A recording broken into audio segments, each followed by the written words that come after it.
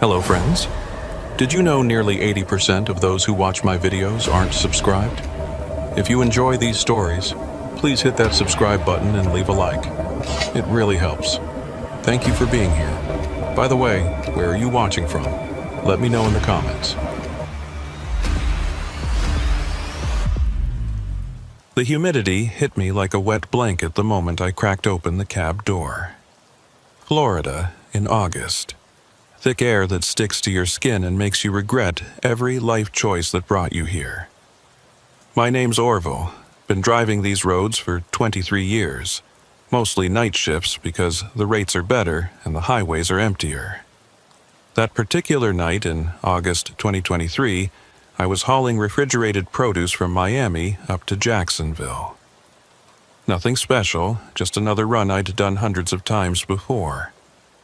I'd been on the road since 9 p.m., and it was pushing 2 in the morning when I noticed something was off. You develop a sixth sense after years of driving.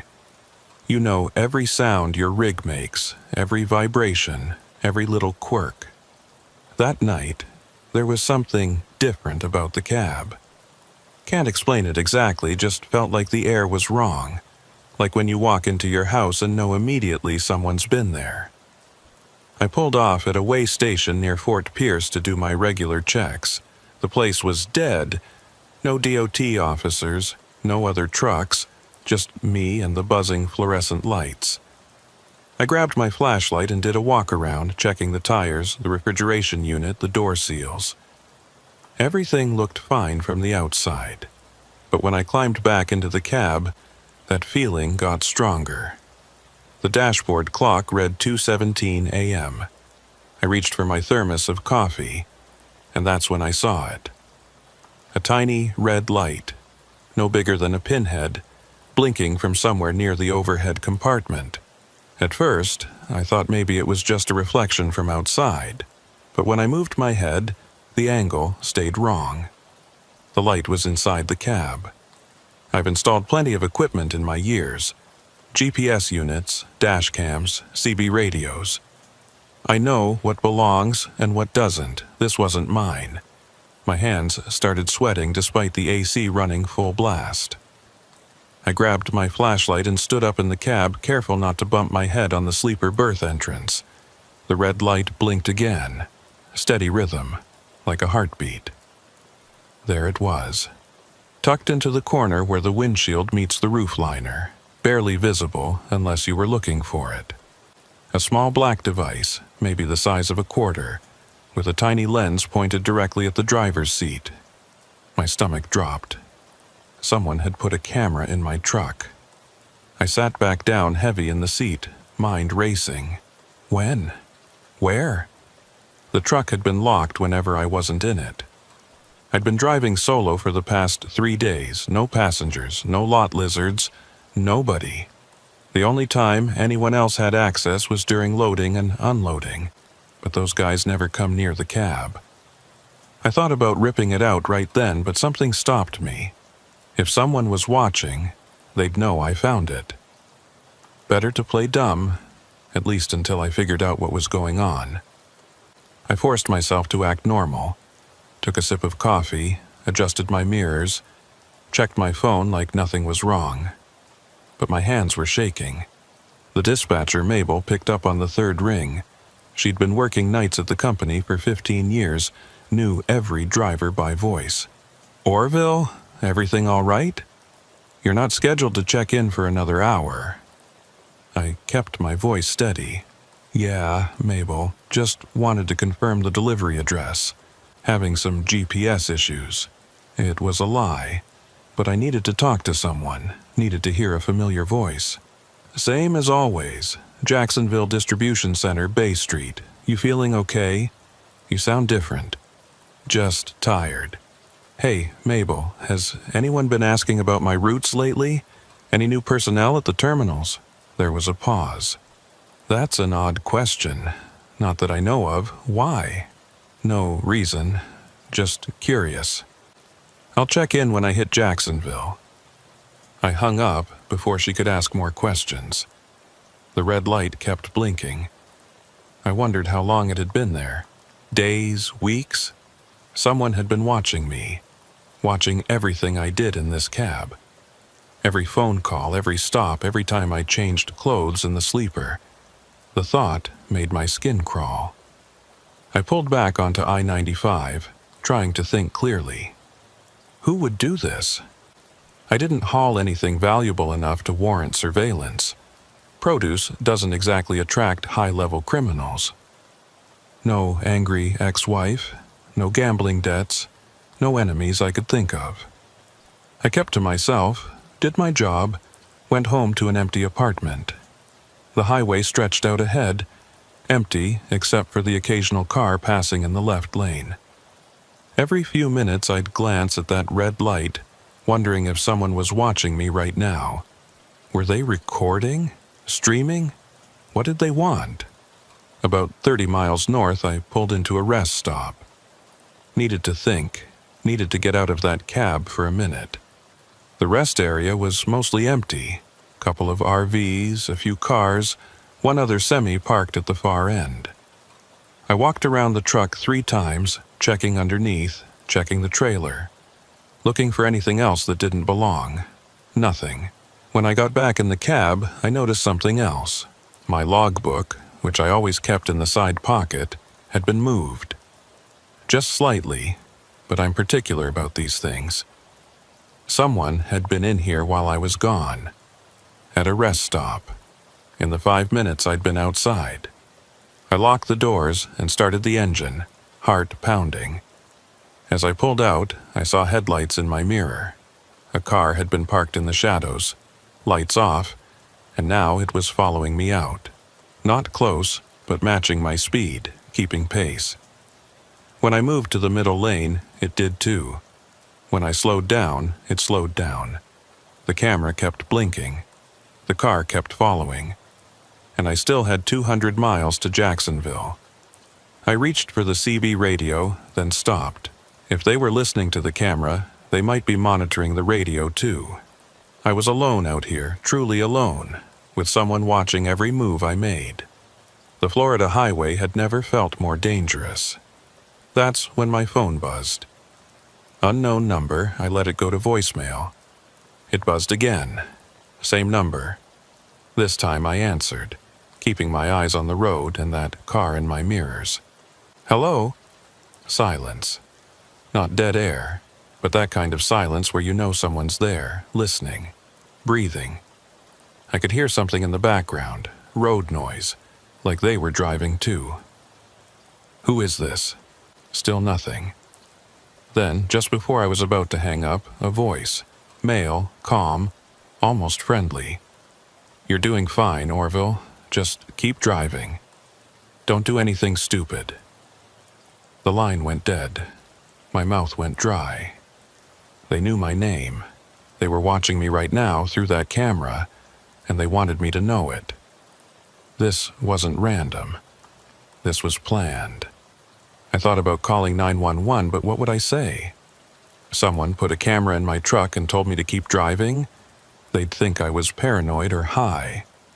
Truckers aren't exactly known for their mental stability after too many night shifts. The car behind me had moved closer, maybe 300 feet back now. I could make out the shape. Looked like a sedan. Dark color, probably blue or black. No front plate that I could see. Florida doesn't require them, which makes tracking someone a lot harder. Mile marker 167 came and went.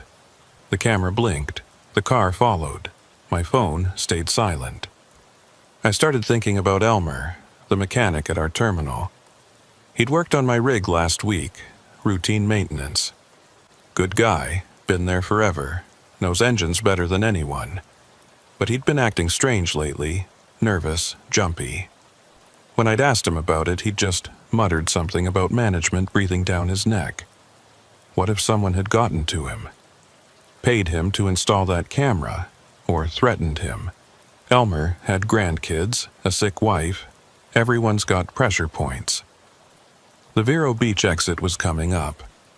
I considered pulling off, finding a well-lit truck stop, maybe a place with security cameras. But that voice echoed in my head. Just keep driving. What would happen if I didn't? Would they call the cops, claim I was carrying something illegal, plant something in my trailer?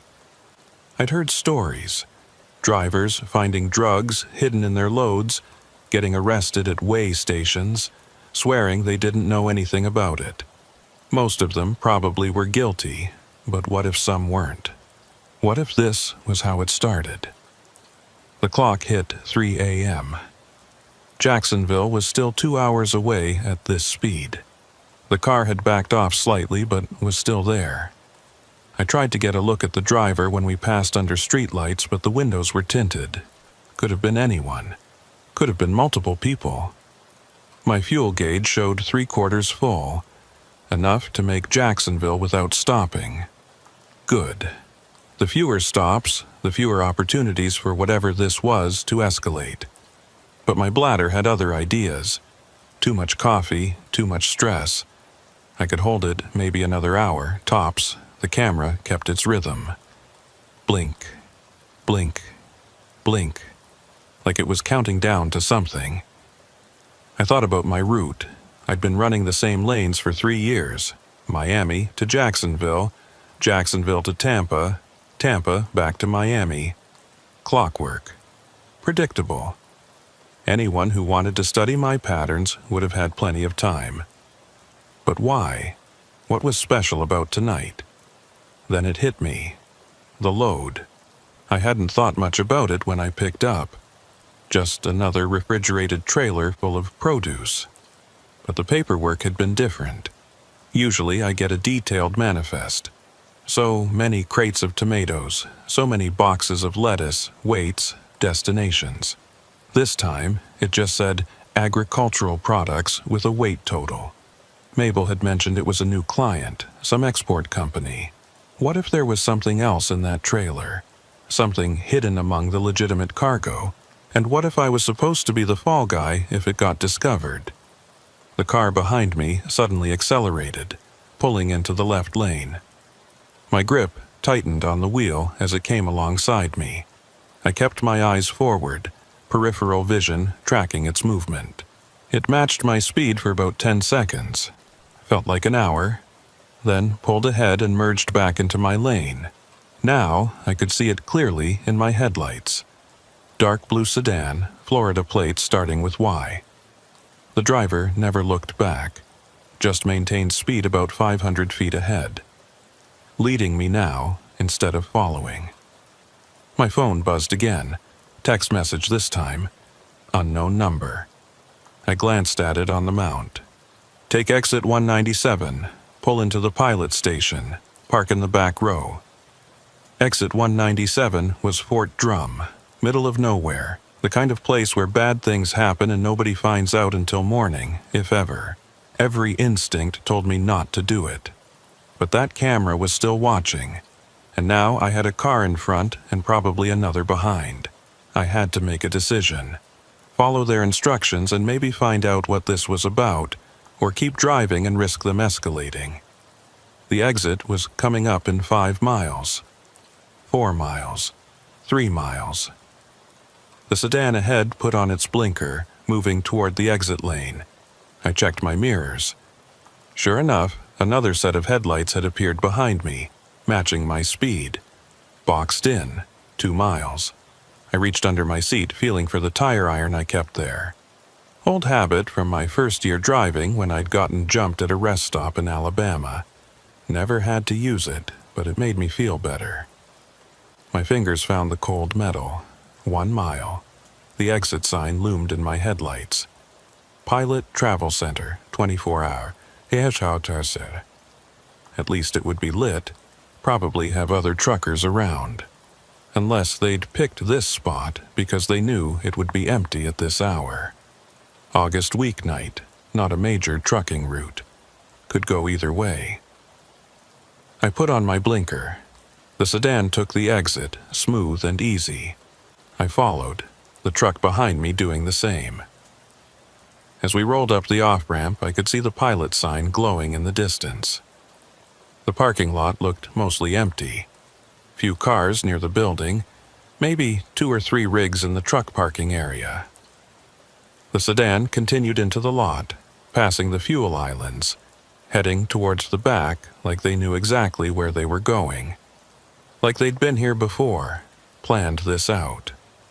I followed, every nerve on edge, that camera still blinking away above my head. The sedan pulled into a spot near the dumpsters, far from the building lights. Engine stayed running. Nobody got out.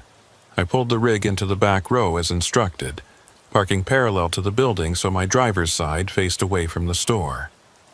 The truck that had been following parked 2 spaces down, also kept running. For a moment, nothing happened. 3 vehicles, engines idling, waiting. The camera blinked.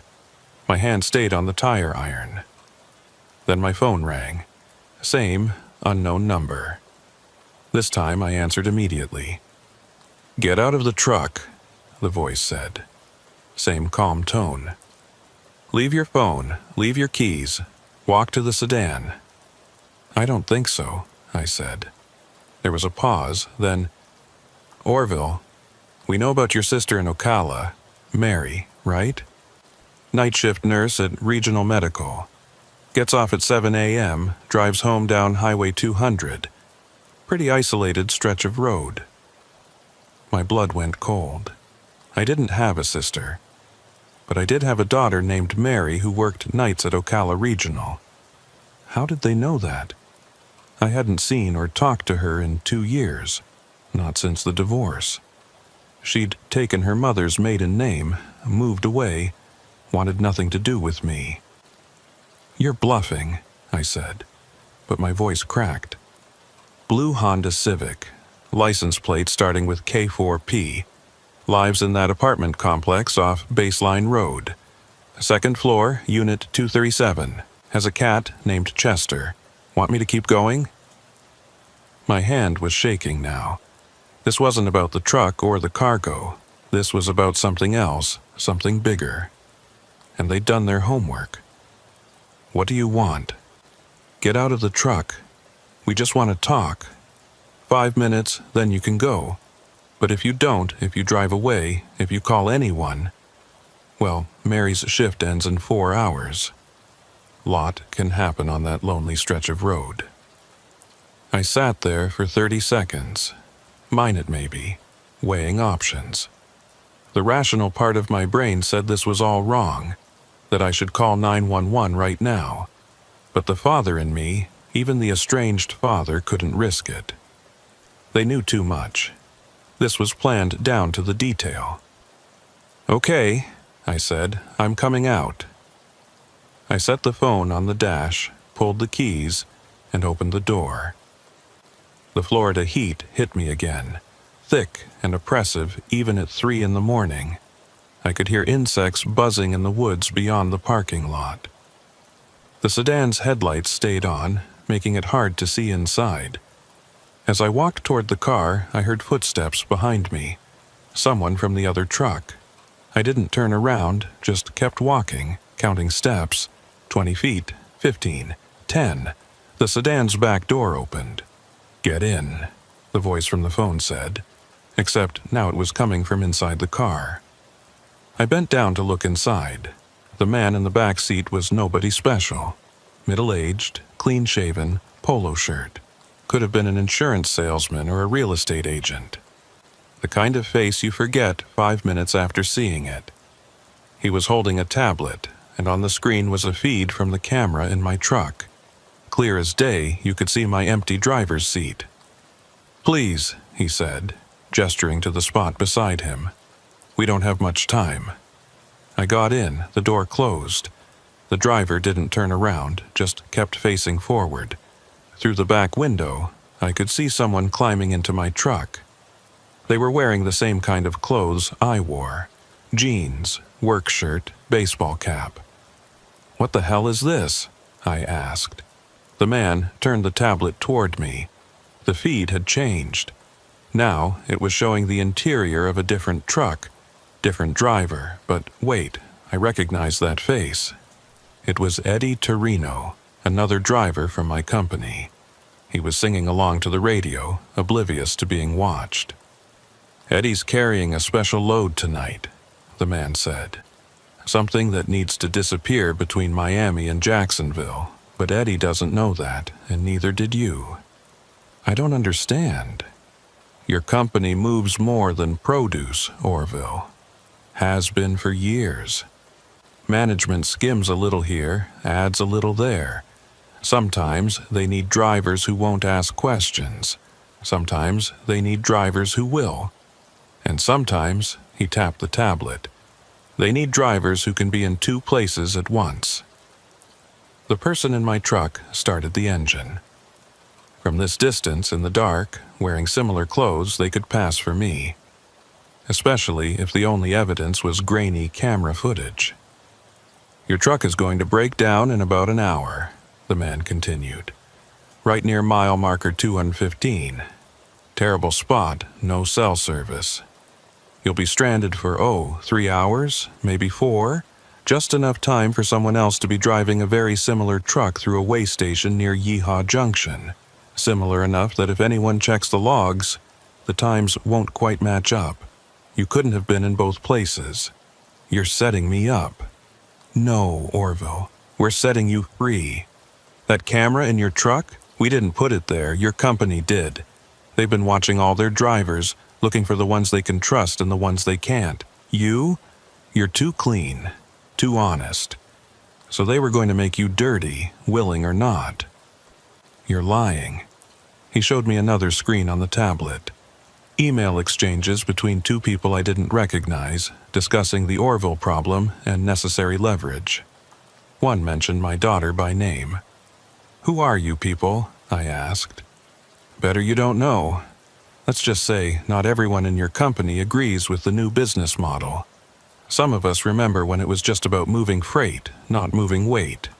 The man reached into a bag and pulled out an envelope, thick with cash. 20,000, he said. "Enough to relocate, start fresh. Maybe somewhere closer to Mary, mend some fences. And if I say no, then you get back in your truck and drive to Jacksonville, deliver your load. Pretend none of this happened. But in about a week, maybe 2, federal agents are going to find something very interesting in your trailer. Something you swear you didn't know about. And that camera footage? Well, it's going to show you meeting with some very questionable people at a rest stop. People who might have paid you to look the other way." My mouth was dry. "So I'm screwed either way." "No. If you take this deal, you disappear tonight. The truck breaks down. You abandon it, vanish. The company reports it stolen. The heat comes down on them, not you. You become a victim, not a suspect." "What about my daughter?" "She'll be protected. We have people watching. The company won't risk drawing attention to her once the feds start sniffing around."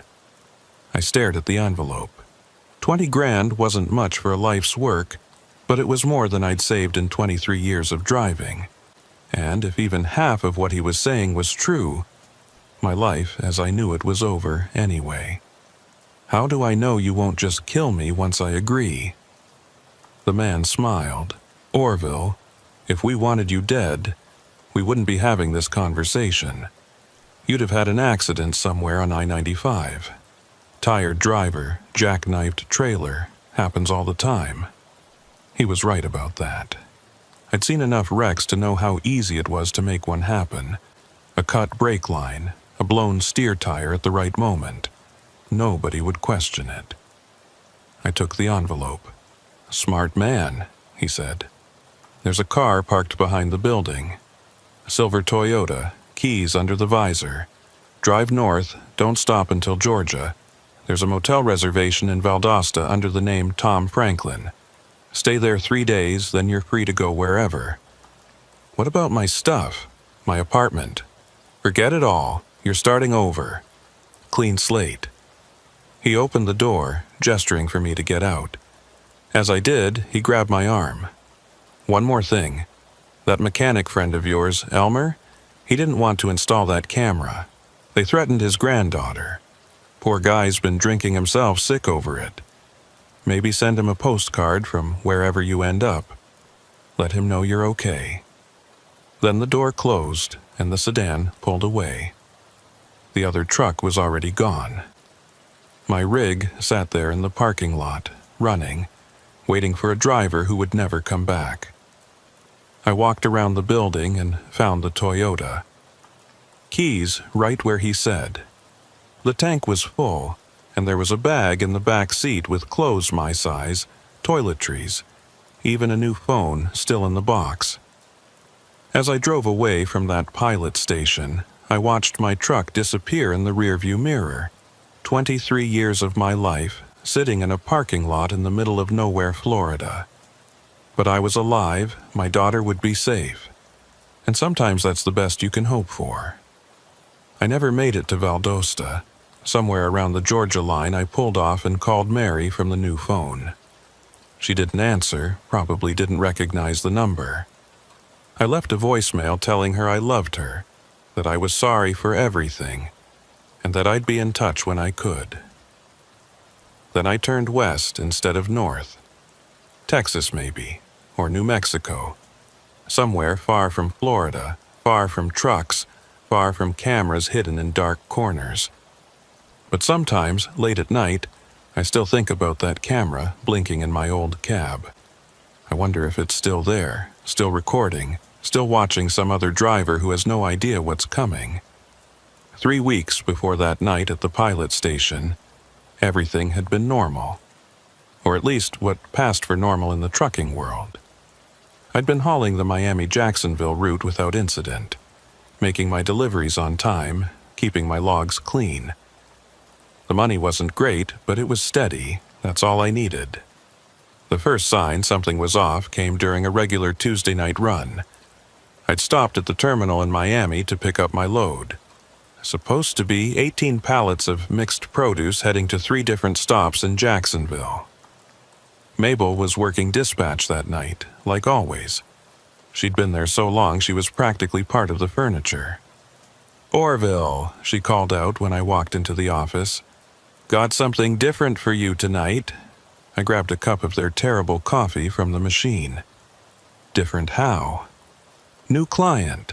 Export company called Sunshine Agricultural Solutions. They specifically requested an experienced driver. Clean record, that's you. She handed me the paperwork. The manifest was vague. Just agricultural products with a total weight. No breakdown of individual items like usual. The pay rate was about 20% higher than standard. "They paying extra for a reason?" I asked. Mabel shrugged.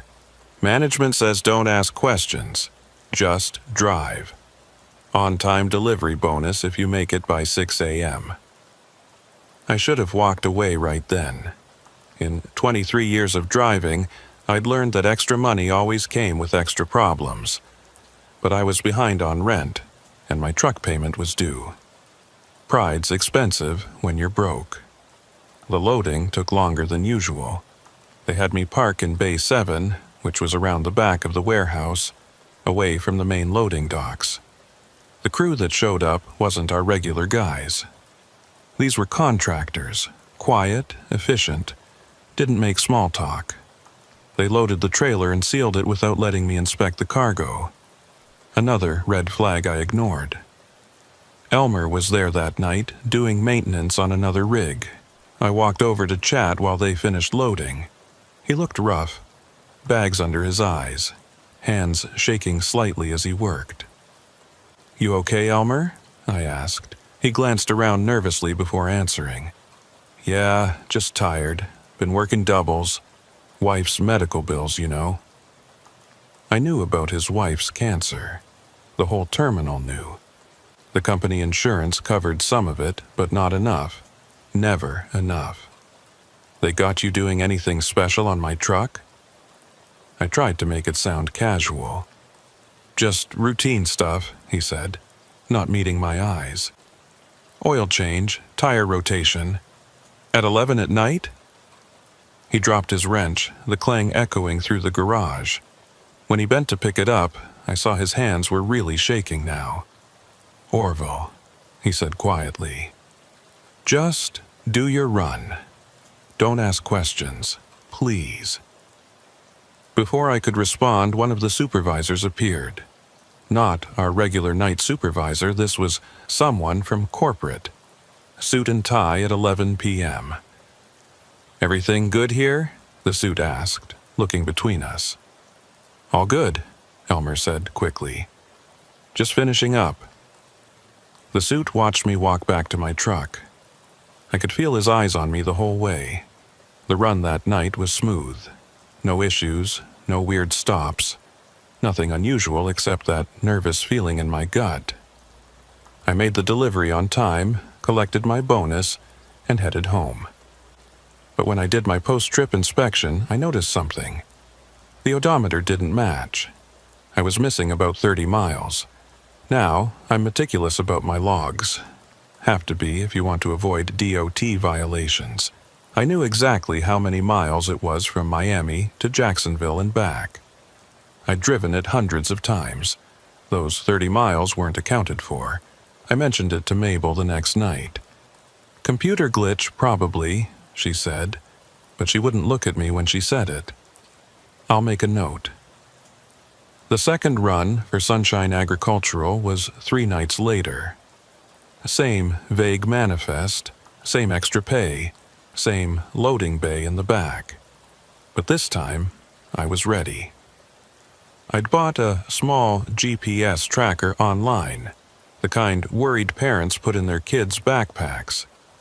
I hid it in the trailer before loading, tucked behind a support beam.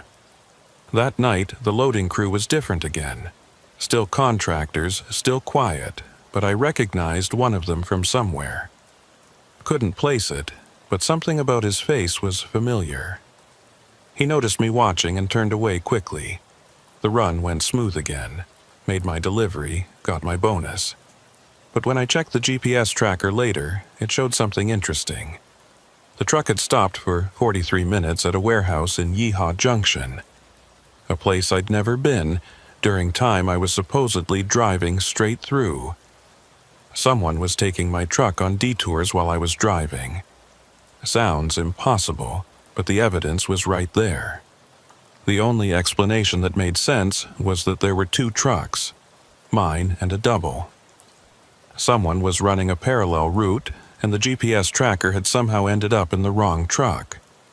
But that seemed even crazier. I started paying more attention after that. Little things I'd overlooked before suddenly seemed significant. The night security guard who always seemed to be watching me. The new cameras installed around the terminal. The way conversations stopped when I walked into the break room. On my 3rd run for Sunshine Agricultural, I tried something different. I kept a detailed log of everything, every mile, every minute, every stop. I even took photos with my phone, timestamps and all. If someone was messing with my truck or my loads, I'd have proof. That was the night I first noticed the sedan. It picked me up just north of Miami, staying about a quarter-mile back. Dark blue, 4-door. Could have been any one of 1,000 cars on Florida highways. But it matched my speed perfectly. When I slowed down, it slowed down. When I changed lanes, it changed lanes. I pulled off at a rest stop near Fort Pierce to see what would happen. The sedan kept going, didn't follow me off. I felt stupid, paranoid. Stayed there for 20 minutes, used the bathroom, bought another coffee. When I got back on the highway, there it was again. Same distance, same lane position. That's when things got really strange. My phone rang. The caller ID showed it was Mabel, but when I answered, it wasn't her voice. "Orville," a man said. "You're asking too many questions. Who is this?" "Someone trying to help. Stop looking into things. Just drive your route, collect your pay, go home." "Where's Mabel?" "She's fine. She doesn't know I'm using her phone. Nobody does. I'm trying to keep you safe, but you need to stop digging." "Safe from what?" The line went dead. When I called back, Mabel answered, sounding normal. Said she hadn't called me. Must have been a crossed wire or something. Technology, right? I wanted to turn around, go back to Miami, confront someone. But who? And say what? that I was being followed by a sedan that might be anyone, that someone had called me from Mabel's phone but she didn't remember. I'd sound insane. So I kept driving, made my delivery. But I also made a decision. This would be my last run for Sunshine Agricultural. Whatever they were into, I wanted no part of it. When I got back to Miami that morning, I went straight to the dispatch office. Mabel wasn't there. Her shift had ended. The day dispatcher, a young guy named Kevin, said she'd called in sick for her next shift. That wasn't like Mabel. She never missed work. I drove to her apartment. Mabel lived in a complex near the airport, one of those places built in the 70s that looked tired even when it was new. Her car was in the parking lot. I knocked on her door for 5 minutes before she finally answered. She looked terrible. Hair a mess, eyes red like she'd been crying. She opened the door just a crack, chain still on. "Orville? What are you doing here?" "Checking on you. Kevin said you called in sick." "I'm fine, just need some time." "Mabel, what's going on? Is someone threatening you?" Her eyes went wide. She looked past me, scanning the parking lot.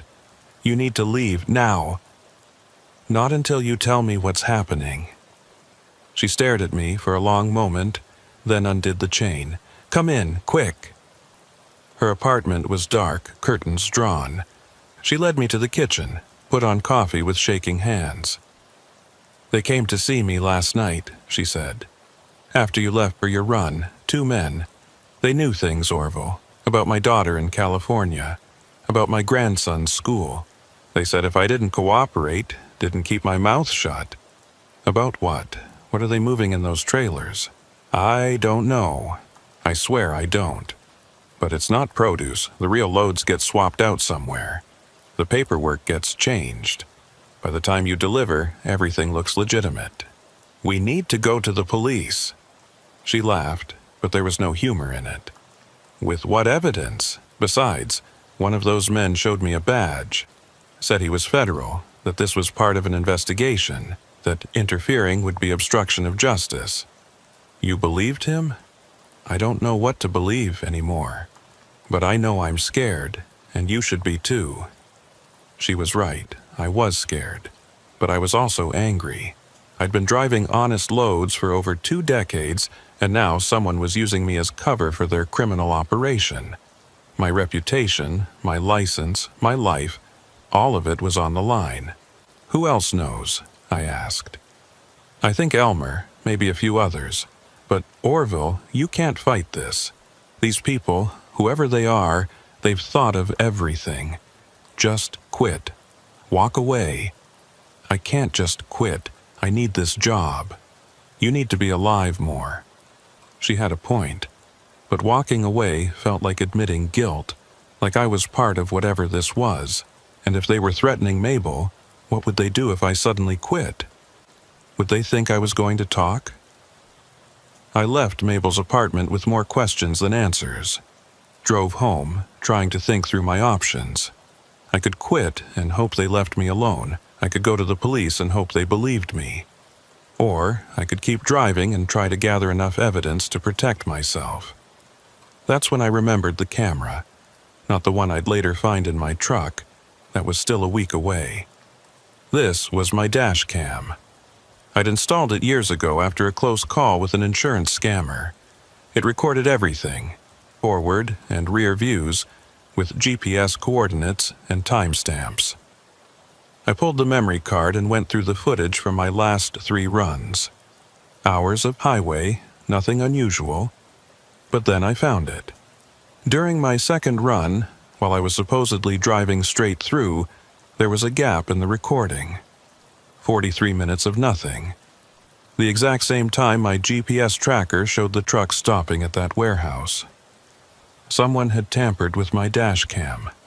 They'd need access to my truck to do that, which meant someone at the terminal was involved. Someone I trusted. I thought about Elmer again. The way his hands shook. The way he couldn't meet my eyes. He'd been doing maintenance on my truck the night before each Sunshine Agricultural run. Perfect opportunity to access the cab. I drove back to the terminal that night. Elmer's shift started at 10. I waited in the parking lot, watching. He showed up at 9:45, but he wasn't alone. A black SUV followed him in, parked near the entrance. 2 men got out, walked him to the garage. They didn't touch him, but the threat was clear in their body language. That's when I understood.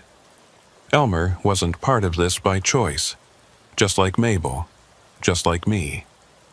We were all being used, manipulated, threatened into compliance. The men stayed for about an hour. When they left, I waited another 10 minutes before approaching Elmer. He was under a truck, wrench in hand, but not really working, just going through the motions. "Elmer," I said. He jerked, banging his head on the chassis. Came out rubbing his skull, oil on his face. "Jesus, Orville, you scared me." "We need to talk."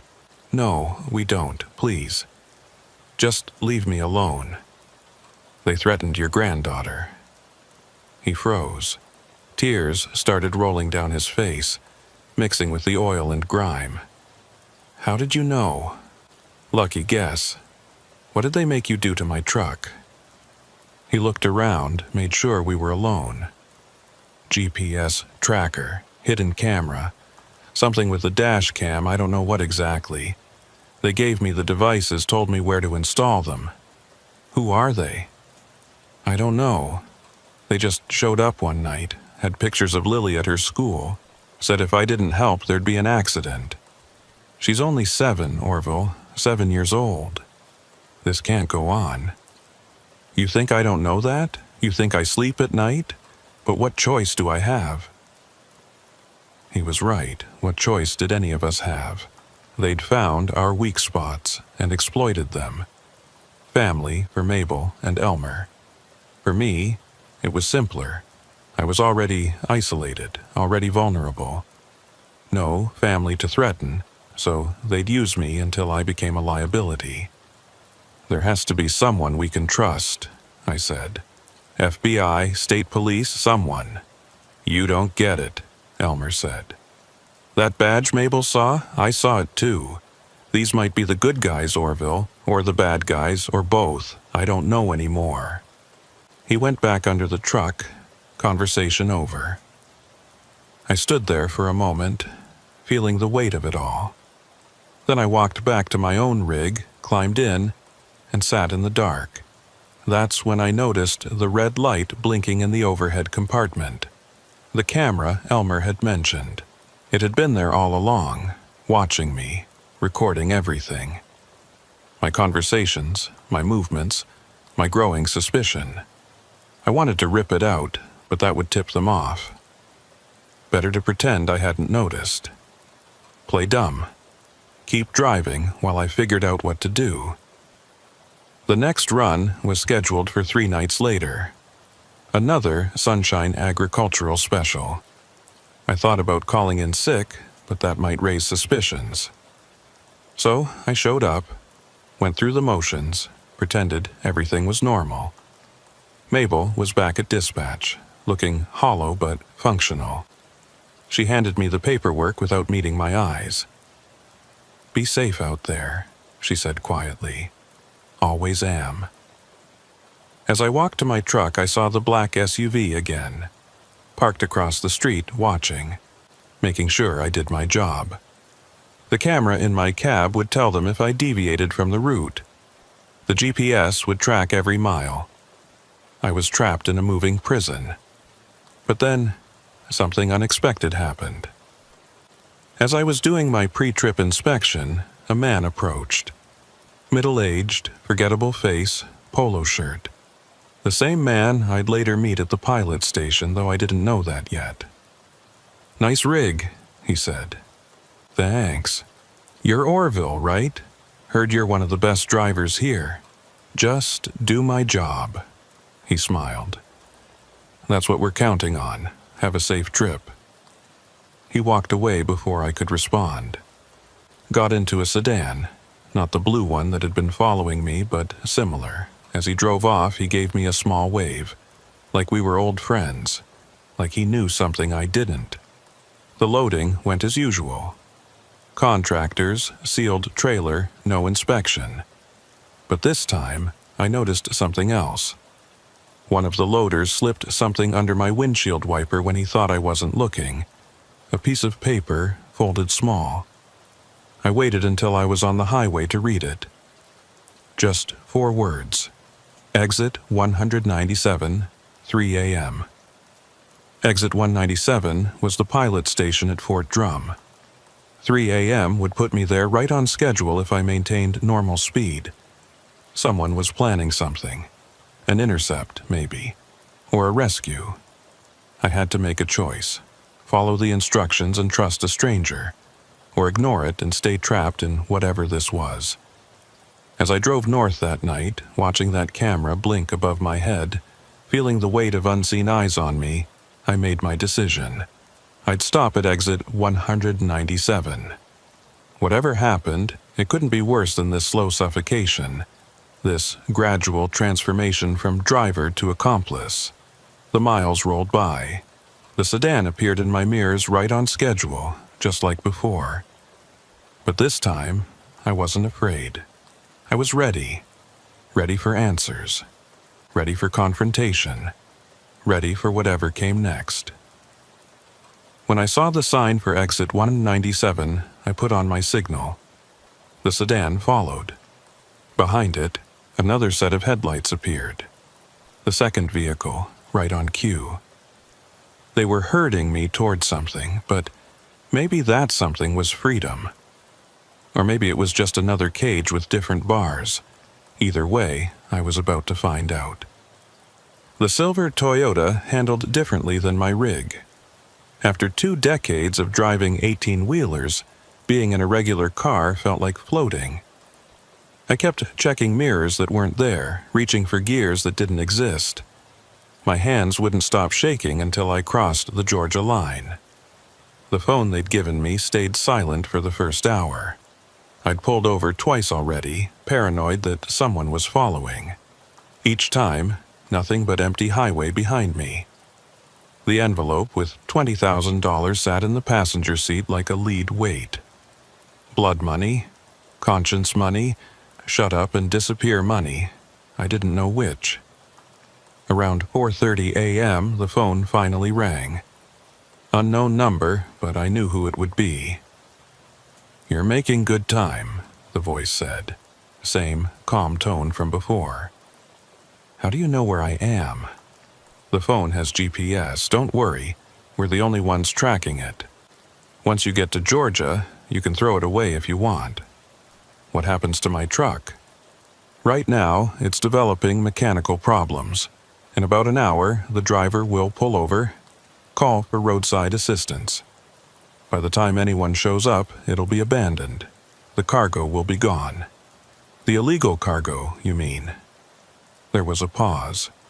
"There never was any illegal cargo in your trailer, Orville. That's the beauty of their system.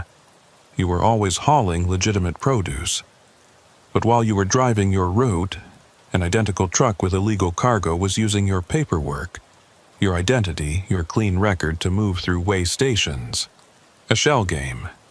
"Exactly. You were the shell that hid the real game.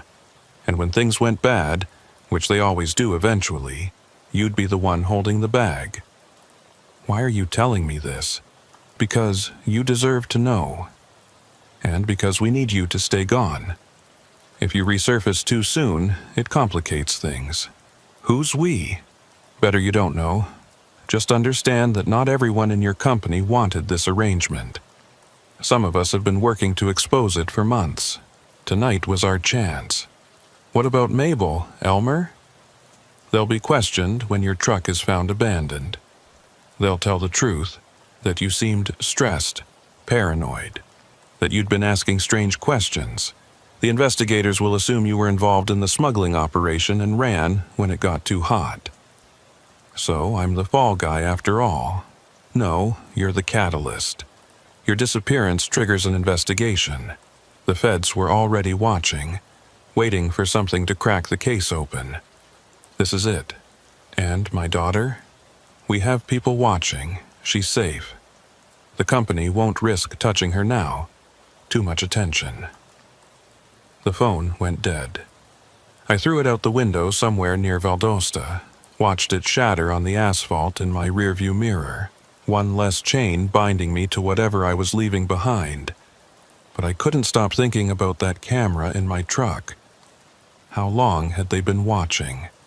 Every private moment, every phone call home, every time I'd broken down crying after the divorce. It was all recorded somewhere, filed away, ready to be used against me. I thought about Mary, my daughter. We hadn't spoken in 2 years, not since the night she'd told me I was a stranger to her, that I'd chosen the road over family. She wasn't wrong. I'd spent her childhood driving, missing birthdays, school plays, graduations. The money was supposed to make up for it, but money can't buy back time. Now I had $20,000 and all the time in the world, but no way to spend it with her. Not yet. Maybe not ever. The sun was coming up as I reached the outskirts of Valdosta. The motel reservation was real, a run-down place called the Starlight Inn, the kind that still used actual keys instead of cards. Room 117, paid for 3 nights under the name Tom Franklin. I sat in that room for hours, staring at the water-stained ceiling, trying to process what had happened. In one night, I'd lost my job, my identity, my entire life. But I was alive, and according to the man on the phone, I'd helped expose something corrupt. That had to count for something. The local news that evening mentioned my truck. Abandoned big rig found on I-5, driver missing, FBI investigating possible connection to interstate smuggling ring. They showed my picture, an old CDL photo from 5 years ago. I looked younger, less tired, like someone who still believed in the American dream of honest work for honest pay. For 3 days I stayed in that room, only leaving to get food from the vending machines. The news coverage expanded. They found the second truck, the one that had been doubling my routes. The driver, when caught, started talking immediately. Names, dates, routes. The company's stock plummeted. Federal agents raided the terminal in Miami. They interviewed Mabel on the news. She looked exhausted, but relieved, like a weight had been lifted. She told them about the threats, the surveillance, the fear. She mentioned me, said I was a good driver who'd gotten caught up in something beyond my control. She hoped I was safe, wherever I was. Elmer wasn't interviewed, but the news mentioned him. He'd provided crucial evidence, the devices he'd been forced to install, the dates and times, descriptions of the men who'd threatened his granddaughter. He was being treated as a witness, not a suspect. That was good. Elmer deserved peace. On the 4th day, I left Valdosta. Didn't know where I was going, just drove west. The Toyota ate up miles like my rig used to, but quieter, lonelier. I stopped at truck stops out of habit, parked among the big rigs, listened to the drivers talk. Nobody recognized me. I was just another face in the crowd. Somewhere in Alabama, I bought a prepaid phone and called the number I'd memorized but never used. Mary's number. It rang 4 times before she answered. "Hello?" Her voice hit me like a physical blow. Same as her mother's, but younger, less bitter. "Mary, it's me." Silence. Then, "Dad, what number is this?" "It's complicated. I just wanted you to know I'm okay. The news says you're missing, that you were involved in some smuggling thing. I wasn't. I swear I wasn't, but I can't come back. Not yet. Are you in danger?" "No, not anymore. I wanted to hear your voice, to tell you I'm sorry, for everything." She was quiet for so long I thought she'd hung up. Then, "Mom always said you'd end up running from something. She just thought it would be us." "I did run from you. From responsibility. from being a real father. This is different, but it's also the same. I'm good at leaving, not so good at staying. Where will you go? I don't know. Somewhere I can start over. Maybe do something different, not driving. You love driving.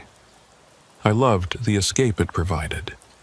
The excuse to not deal with real life, but real life catches up, one way or another. Dad, be careful. Whatever this is, whatever happened, just be careful. I will. Mary, I know I have no right to ask. But maybe someday, when this is all over, we could try again. Not as the father who left, but as the man who finally stopped running. Maybe, she said, someday. I hung up and cried in that Alabama truck stop parking lot. Big, gasping sobs that I'd held in for years. Truckers walked by, pretended not to notice. Professional courtesy. Everyone breaks down sometimes. I drove for 6 more days, zigzagging across the South, no real destination in mind. The money would last a few months if I was careful. Enough time to figure out what came next. I thought about going to Mexico, starting over completely, but I didn't speak Spanish and I was too old to learn new tricks. Instead, I ended up in a small town in West Texas, one of those places with more cattle than people. Got a job at a local garage, working on cars instead of driving them. The owner, an old veteran named Chuck, didn't ask questions about my past, just cared if I could turn a wrench. I rented a trailer on the edge of town, nothing fancy, but it was mine. No cameras, no surveillance, no one watching. For the first time in years, I felt like I could breathe. The news about the smuggling ring dominated headlines for weeks. 23 arrests, including 3 company executives and 2 federal agents who'd been taking bribes. The investigation expanded to other trucking companies, other routes. It was bigger than anyone had imagined. They never found me. After a while, they stopped looking. I was listed as a missing person, possibly deceased, likely a victim of the criminal organization I'd unwittingly served. In a way, they were right. The Orville who'd driven those routes, who'd believed in the company, who'd trusted the system, that man was gone. 6 months passed. I grew a beard, gained some weight, started going by Tom. The locals accepted me as just another drifter who'd decided to stop drifting. I fixed their cars, kept to myself, lived quietly. Then one day, Elmer walked into the garage. I recognized him immediately, even though he looked different. Healthier. The shaking was gone, the nervous energy replaced by something like peace. He recognized me too, despite the beard and the weight. "Thought I might find you here," he said. "How?" "The man who helped you that night. He told me you were safe, that you'd gone west. Took me a while to narrow it down, but there aren't that many small-town garages hiring mechanics with no questions asked." "Why are you here?" "To say thank you, and to tell you it's over. Really over. The company's gone, the bad guys are in prison, and those of us who were caught in the middle, we're free." "What about your granddaughter? Safe? Happy? Doesn't know anything about what happened. That's how I want to keep it." We talked for an hour, maybe 2. He told me about the investigation, the trials, the way everything had unfolded after I disappeared. Mabel had retired, moved to California to be near her daughter. The terminal was closed, the truck sold at auction. A whole world I'd been part of, gone like smoke. "You could come back," Elmer said. "They know you weren't involved. Your record's clean. There's nothing to go back to. Your daughter? Maybe someday, when I'm ready. When she's ready." He left that afternoon, but not before giving me an envelope. Inside was a letter from Mabel. Her handwriting was exactly as I remembered. Precise, careful, like everything she did. "Orville," it read. "I hope this finds you well. I wanted you to know that we all understand why you left. Sometimes disappearing is the only way to survive. But you should also know that you're missed. You were one of the good ones in a business that forgot what that meant. Whatever name you're using now, wherever you are, I hope you found peace. You deserve it. Mabel, I kept that letter, still have it. On bad days when the isolation gets too heavy, when I miss the road and the rhythm of the highway, I read it and remember that I made the right choice. A year later, I saw her again. Mary. She'd tracked me down somehow, probably through Elmer or Mabel. Showed up at the garage one afternoon while I was elbow deep in an engine. "You look different," she said. "Feel different too. Chuck says you're his best mechanic. Says you can diagnose problems just by listening. 23 years of listening to engines teaches you things. Mom died," she said suddenly. 6 months ago, cancer." I put down my tools, wiped my hands. "I'm sorry. She asked about you near the end, said she hoped you'd found what you were looking for out on those roads. I was looking for the wrong things. And now? Now I fix what's broken. Simple work, honest work. No cameras, no surveillance, no one watching." She stayed for 3 days. We talked about everything and nothing. About her job as a nurse, about my life in Texas, about the years we'd lost and couldn't get back. When she left, she hugged me for the first time since she was 12. "I'll visit again," she said. "If that's okay." It's more than okay. She did visit, every few months at first, then more often. We rebuilt something, not a traditional father-daughter relationship, but something real, something ours. 2 years after that night at the pilot station, I got another visitor. The man from the sedan, the one with the forgettable face. He looked exactly the same, like time didn't touch him. "Tom," he said, using my new name. "Or do you prefer Orville?" "Tom's fine. That other man is gone."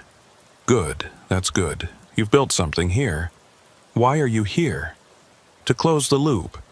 To tell you that your testimony, even in absence, helped convict some very bad people. The camera footage from your truck, the GPS data, the patterns you documented, it all mattered." "I never testified." "Your life testified, your clean record against their dirty business. Sometimes that's enough." He handed me a card, plain white, just a phone number. "If you ever need anything," he said, "a favor, a recommendation, whatever, you earned it. I just want to be left alone, and you will be. This is goodbye, Orville, Tom, whoever you are now. Live well." He left, and I never saw him again. Never called the number either. Some bridges are meant to stay burned. It's been 5 years now since that night in Florida. I still work at Chuck's garage, still live in the same trailer. Mary visits regularly, sometimes brings her boyfriend, a good kid who works construction. They're talking about marriage, kids, a future. Sometimes, late at night, I dream about driving. The endless highway, the weight of the trailer behind me, the solitude of the cab. But then I remember that blinking red light, the camera watching everything, and I wake up grateful for my small, anonymous life. The other day, a trucker came through town, needed emergency repair on his rig. While I worked on it, he talked about the industry, how it's changed, how there are cameras everywhere now, in the cab, on the dashboard, even facing the driver to make sure they're not falling asleep. No privacy anymore, he said. Companies watch everything. That must be hard, I said, keeping my voice neutral. You get used to it. Besides, if you're not doing anything wrong, what's there to hide? I wanted to tell him that it's not about having something to hide. It's about the weight of being watched, the way it changes you, makes you perform your own life instead of living it. But I just finished his repair, charged him fair price, sent him on his way. That night, I sat outside my trailer, watching the stars. No cameras, no surveillance, no one tracking my every move. Just me and the vast Texas sky. Free. The money from that envelope is long gone, spent on living, on starting over. But what I gained, the peace, the anonymity, the second chance, that's priceless. Not everyone gets to disappear and rebuild. Not everyone survives their past. I think about Orville sometimes, the man I used to be. 46 years old, divorced, estranged from his daughter, driving endless nights to avoid dealing with his life. He wasn't a bad man, just lost. The camera in his truck wasn't what trapped him. He was already trapped, had been for years. In a strange way, that night at the pilot station freed him, freed me. The men who threatened and manipulated us thought they were in control, but they gave us something precious, a reason to run, to start over, to become someone new. I'm Tom now, 51 years old, mechanic, father to a daughter who visits, friend to a few locals who don't ask questions. It's a smaller life than Orville's, quieter, but it's real. No one's watching. No one's recording. No camera blinks in the darkness above my head. Sometimes that's all freedom is. The absence of eyes upon you, the right to be unobserved, unrecorded, unknown. Orville never had that. Tom does, and that makes all the difference. The call came on a Tuesday afternoon, 5 years after I'd become Tom. I was under a Chevy pickup, replacing a transmission line, when Chuck hollered from the office. "Tom, phone for you." I almost didn't answer. The only people who called me at work were parts suppliers and Mary. But something in Chuck's voice made me slide out from under the truck. "Says it's urgent," Chuck added, holding out the receiver. The voice on the other end was familiar but older, rougher. Mabel. "Orville, Tom, I'm sorry to call you like this. I got your number from Elmer." "Mabel, what's wrong?" "It's happening again. Different company, same setup, and this time they're using your name." My blood went cold. I set down my wrench, walked outside where Chuck couldn't hear. "What do you mean, using my name?" "There's a driver in Florida. Goes by Orville Hutchins. Has your old CDL number, your birthday, everything. He's been running routes for 6 months. Miami to Jacksonville. Same route you used to run. That's identity theft. We should call. It's more than that. Remember the man who helped you that night? The one with the forgettable face. He contacted me last week. Said the people who ran the old operation, some of them got out of prison. They're starting over, and they're using your ghost as cover." I sat down on a stack of old tires, mind racing. I'd been Tom for so long, I'd almost forgotten Orville could be resurrected. Why my identity? Because you're perfect. Missing, presumed dead, but never officially declared so. Clean record before you disappeared. They can run drugs for years under your name, and if they get caught, who's going to prosecute a dead man? The FBI must know. The FBI thinks you're dead. Case closed. This new operation, it's smarter, smaller. They learned from their mistakes. What do you want me to do about it? There was a long pause. The man who helped you. He needs you to come back. Not permanently, just long enough to prove you're alive, that someone's stealing your identity. It's the only way to stop them. I can't go back. I have a life here. They know about Mary. Those 4 words changed everything. My hand tightened on the phone. What about Mary? She's safe for now. But if this operation succeeds, if they establish themselves using your name, she becomes leverage. They'll always have that connection to you through her. I thought about my daughter, about the life she'd built, the future she was planning. She didn't deserve to be pulled into this again. "Where?" I asked. "Miami. There's a truck stop off Highway 1, exit 27. Thursday night, midnight, he'll explain everything. Mabel, I'm not Orville anymore. I know. But sometimes the past needs us to be who we were just for a moment, to protect who we've become. She hung up.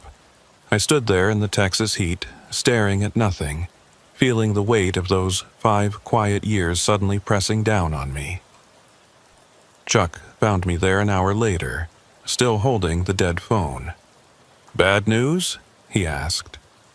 "Old news. Thought it was buried, but it's climbing out of the grave. Need some time off? Maybe a week. Family emergency." Chuck nodded. He never pushed, never asked questions. It's why I'd stayed so long. That night, I sat in my trailer, looking at the few things I'd accumulated as Tom. Not much. Some clothes, some tools, a photo of Mary from her last visit. I'd learned to travel light, to be ready to disappear again if needed. Maybe part of me always knew this day would come. I called Mary from the prepaid phone I kept for emergencies. "Dad, is everything okay? You never call from this number unless I have to go away for a few days, maybe a week." "Go away? Where?" "Florida." A silence, then, "Dad, no. Whatever this is, you don't have to. Someone's using my name, my old name. If I don't stop them, it could come back on you. Let them use it. You're Tom now. Orville's dead. Not legally. And that's the problem. Mary, I need you to be careful for the next week. Maybe stay with your boyfriend's family." "You're scaring me." "Good. Scared keeps you safe. I'll call you when it's over." "Dad, I love you, Mary. Whatever happens, remember that." The drive to Florida took 2 days. I could have flown, but I needed the time to think, to prepare. Also, Tom didn't fly. Tom didn't exist in any system that required ID. Tom was a ghost, and ghosts don't leave paper trails. As I crossed into Florida, the humidity hit like a memory. Nothing had changed. Same thick air, same endless sprawl, same feeling of things rotting just beneath the surface. I'd driven these roads thousands of times as Orville, but now they felt foreign, dangerous. The truck stop at exit 27 was one of those new mega stops. Bright lights, chain restaurants, 100 pumps. Nothing like the old places where shadows had room to breathe. I parked the Toyota in the back, near the truck parking but not among the rigs. Old habits. At 11:45 p.m., I walked to the diner, ordered coffee, picked a booth where I could see the parking lot. The coffee was terrible, but it gave me something to do with my hands. At exactly midnight, he walked in. Same forgettable face, same polo shirt, like 5 years hadn't passed. He slid into the booth across from me. "Tom," he said. "Thanks for coming. Let's stick with Tom. Orville's dead. That's the problem. He's very much alive and driving for Sunshine Agricultural Solutions. Same company name. These people aren't creative. They're creatures of habit. Same roots, same methods, same vulnerabilities. And same ending? Me disappearing while you clean up?" He smiled. "No. This time, we need Orville to resurrection himself. Publicly. Loudly. Make it impossible for them to use his name. That puts a target on my back. The target's already there. They know you're alive. They've known for months." My coffee cup stopped halfway to my mouth. "What?" "They've been watching Mary, following her visits to Texas. They know about Tom, about the garage, about your quiet little life. They're letting you exist because you're useful as a ghost. The moment you become inconvenient, you son of a bitch. You knew this and didn't warn me? We only found out last week. That's why Mabel called. That's why you're here. What do you want me to do?" He pulled out a folder, slid it across the table. Inside were photos of a man who looked like me if I'd kept driving, kept aging in that cab. Same build, similar face, but harder, meaner. He was standing next to a rig with my old company's logo, which shouldn't exist since the company was supposedly defunct. This is Marcus Webb, a small-time criminal who got recruited for his resemblance to you. He's been living as Orville Hutchins, building a reputation as a reliable driver who doesn't ask questions. Where's the real cargo? Same as before. Hidden compartments, secondary manifests. But this time they're moving more than drugs. Weapons. The kind that make federal agencies very nervous. And you want me to what? Confront him? Take my name back? I want you to drive. I laughed. I haven't driven a rig in 5 years. It's like riding a bike. Besides, we don't need you to actually haul anything. We just need you to be seen, logged into the system, captured on way station cameras. Create a paradox. 2 Orville Hutchins in 2 different places at the same time. That's insane. That's the point. It forces an investigation, forces them to figure out which Orville is real. And when they do, the whole operation unravels. What about Mary? We'll protect her. Have been, actually. That boyfriend of hers, he's one of ours. I stood up so fast the coffee spilled. What? Sit down. People are watching. I sat, hands shaking with rage. You've been spying on my daughter?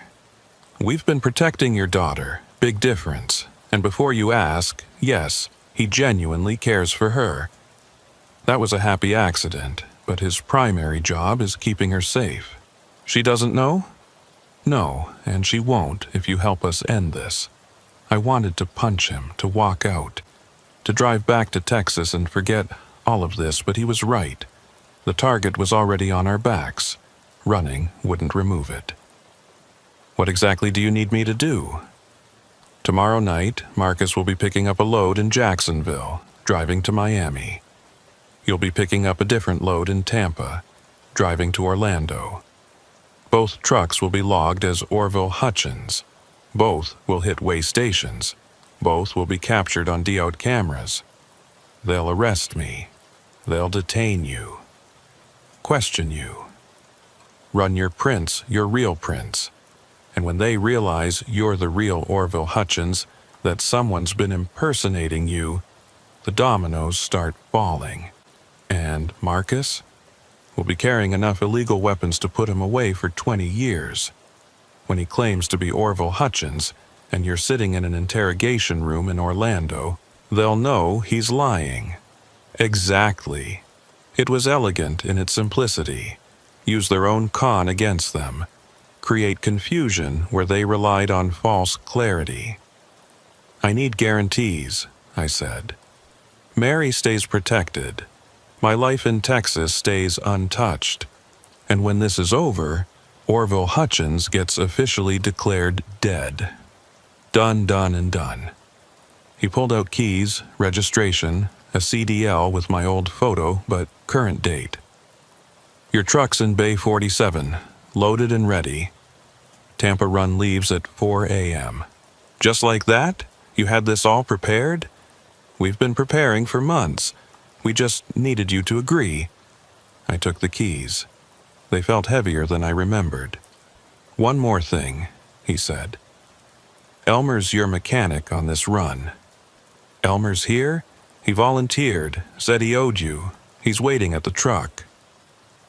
I found Elmer in Bay 47, doing a pre-trip inspection on a rig that looked exactly like my old one.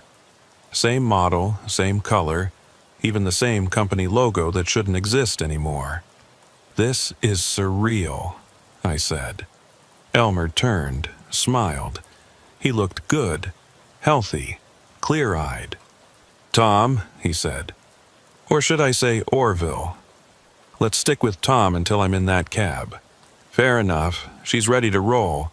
Everything's been triple-checked. Even installed a camera in the cab. What? He laughed. Kidding. But I did check for them. Clean as a whistle. We went through the inspection together, like old times. The muscle memory was still there, checking brake lines, tire pressure, fifth wheel connection. My hands knew what to do even if my mind resisted. "You don't have to do this," Elmer said as we finished. "Yeah, I do. They're using my name, threatening my daughter. It ends now." "The man in the polo shirt, do you trust him?" "No, but I trust that our interests align." For now. At 3:45 a.m., I climbed into the cab. The seat felt familiar, the wheel solid in my hands. I adjusted the mirrors, checked the gauges, felt 23 years of experience flooding back. Orville wasn't dead, he'd just been sleeping. The engine turned over smooth. I let it idle, feeling the vibration, the power. Part of me had missed this, the simplicity of it. Point A to point B. No ambiguity, no gray areas, just the road. Elmer knocked on the door.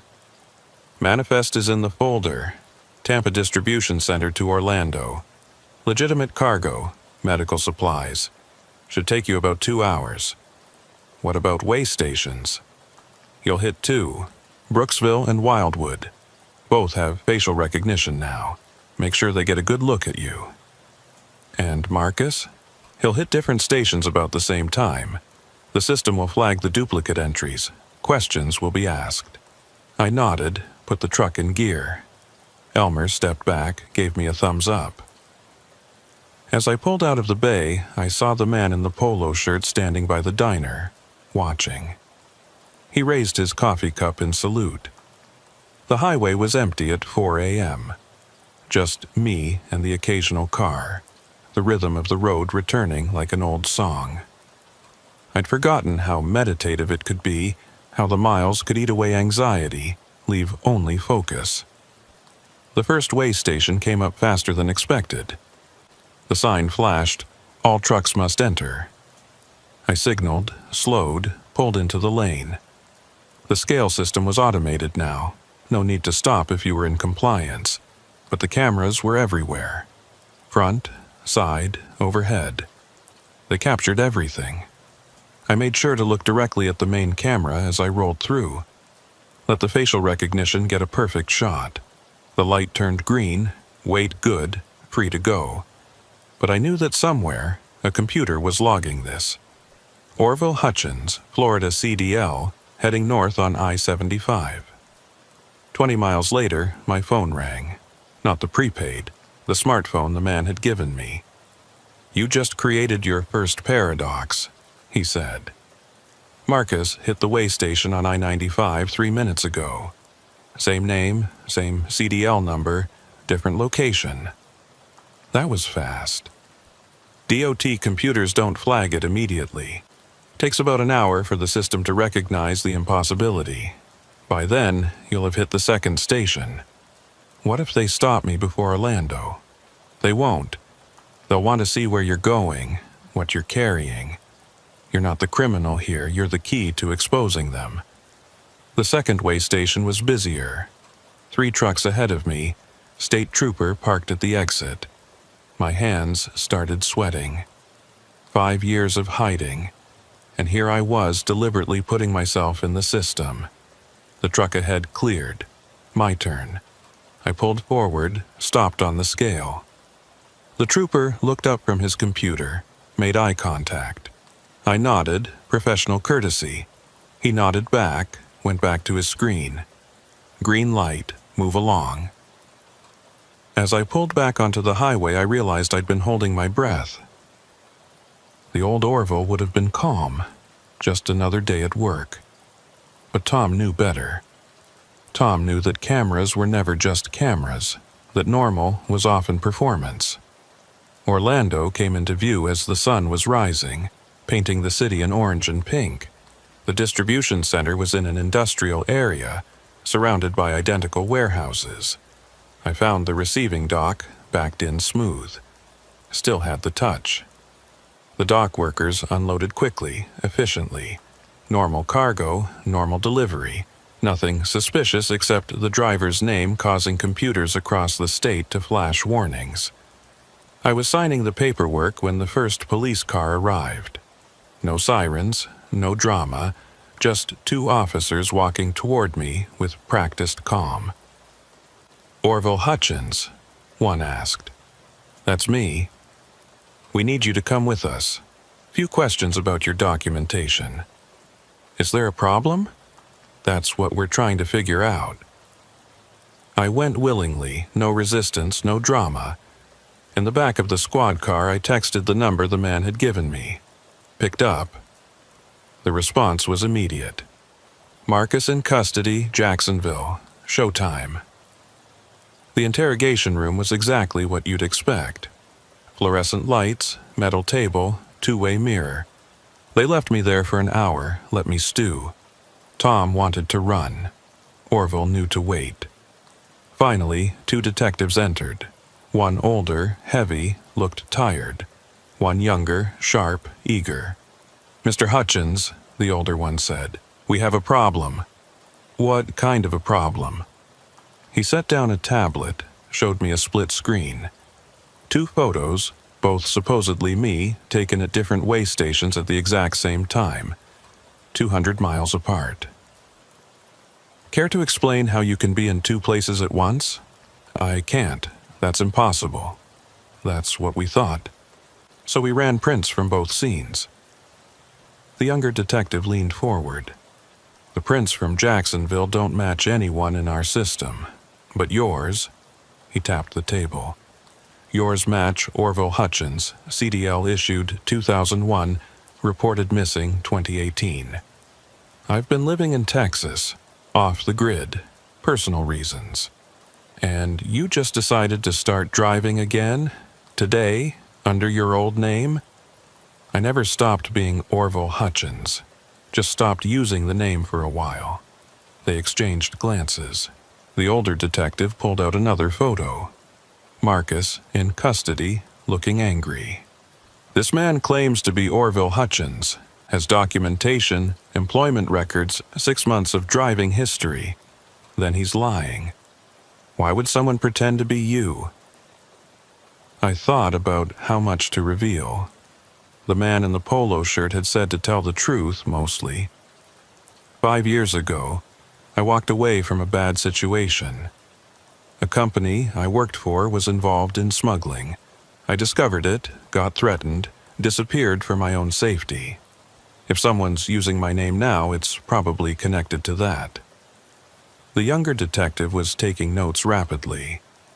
"You're saying this is connected to the Sunshine Agricultural case? Same company name, same routes, you tell me. Mr. Hutchins, are you willing to testify to your identity? Take a polygraph? Whatever you need." They kept me for 6 hours. Fingerprints, photographs, detailed statement. By the time they were done, Marcus had been caught with enough weapons to arm a small militia.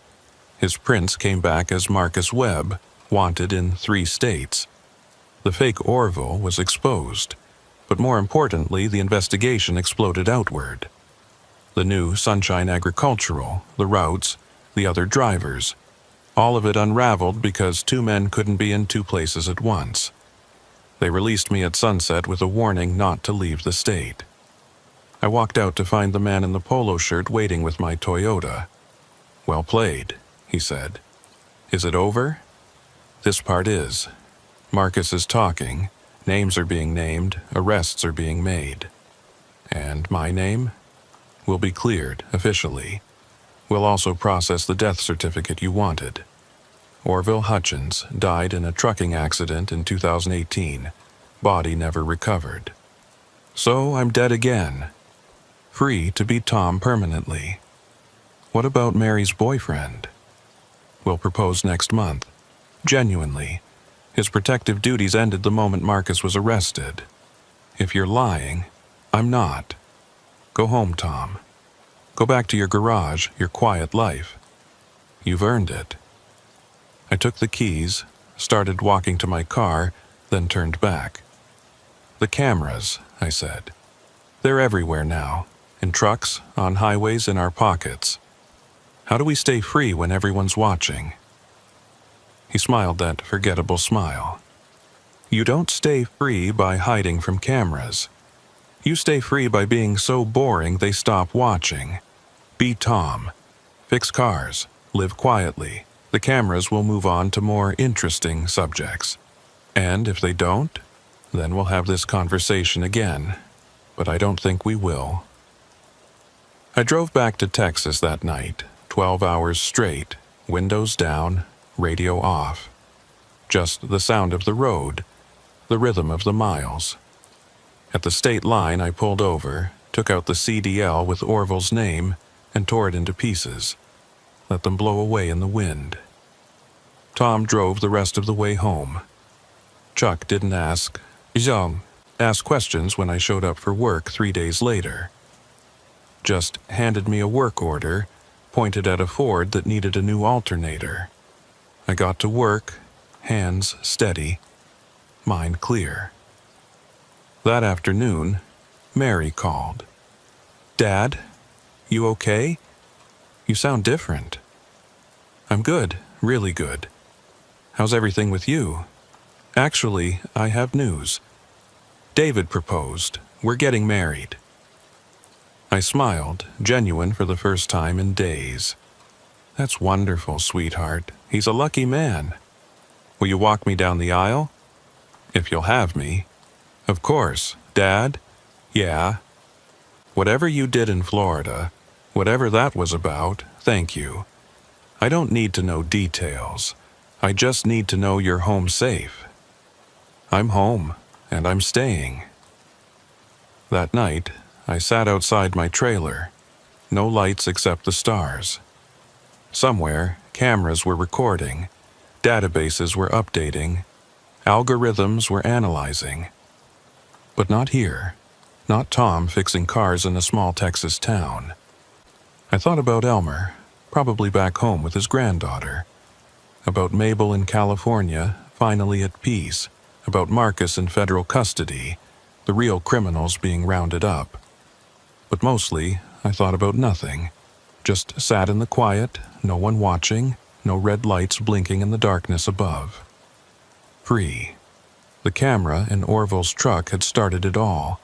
The fear of being watched, of being exposed, of losing control. But the real prison had been the life I'd built around that fear. Running loads I didn't want to run. For people I didn't trust. Because I didn't know how to stop. It took being forced to disappear to learn how to truly exist. It took losing Orville to find Tom. And it took facing the cameras one last time to realize they only had power if you had something to hide. Now I had nothing to hide. Tom was clean, boring, invisible. The perfect ghost in the machine age. 6 months later, at Mary's wedding, I walked her down the aisle in a rented suit that didn't quite fit right. David, I never asked if that was his real name, shook my hand firmly, met my eyes without flinching. Whatever he'd been before, he was Mary's husband now. That was enough. During the reception, I stepped outside for air. Found Mabel there, older but elegant in a blue dress. "Tom," she said, "you look well.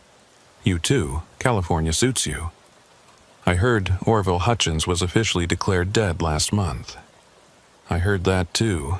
Sad story. Good driver, wrong place, wrong time. Yes, but Tom seems to be doing well. Mary says he's the best mechanic in West Texas. She exaggerates. We stood in comfortable silence, watching the stars.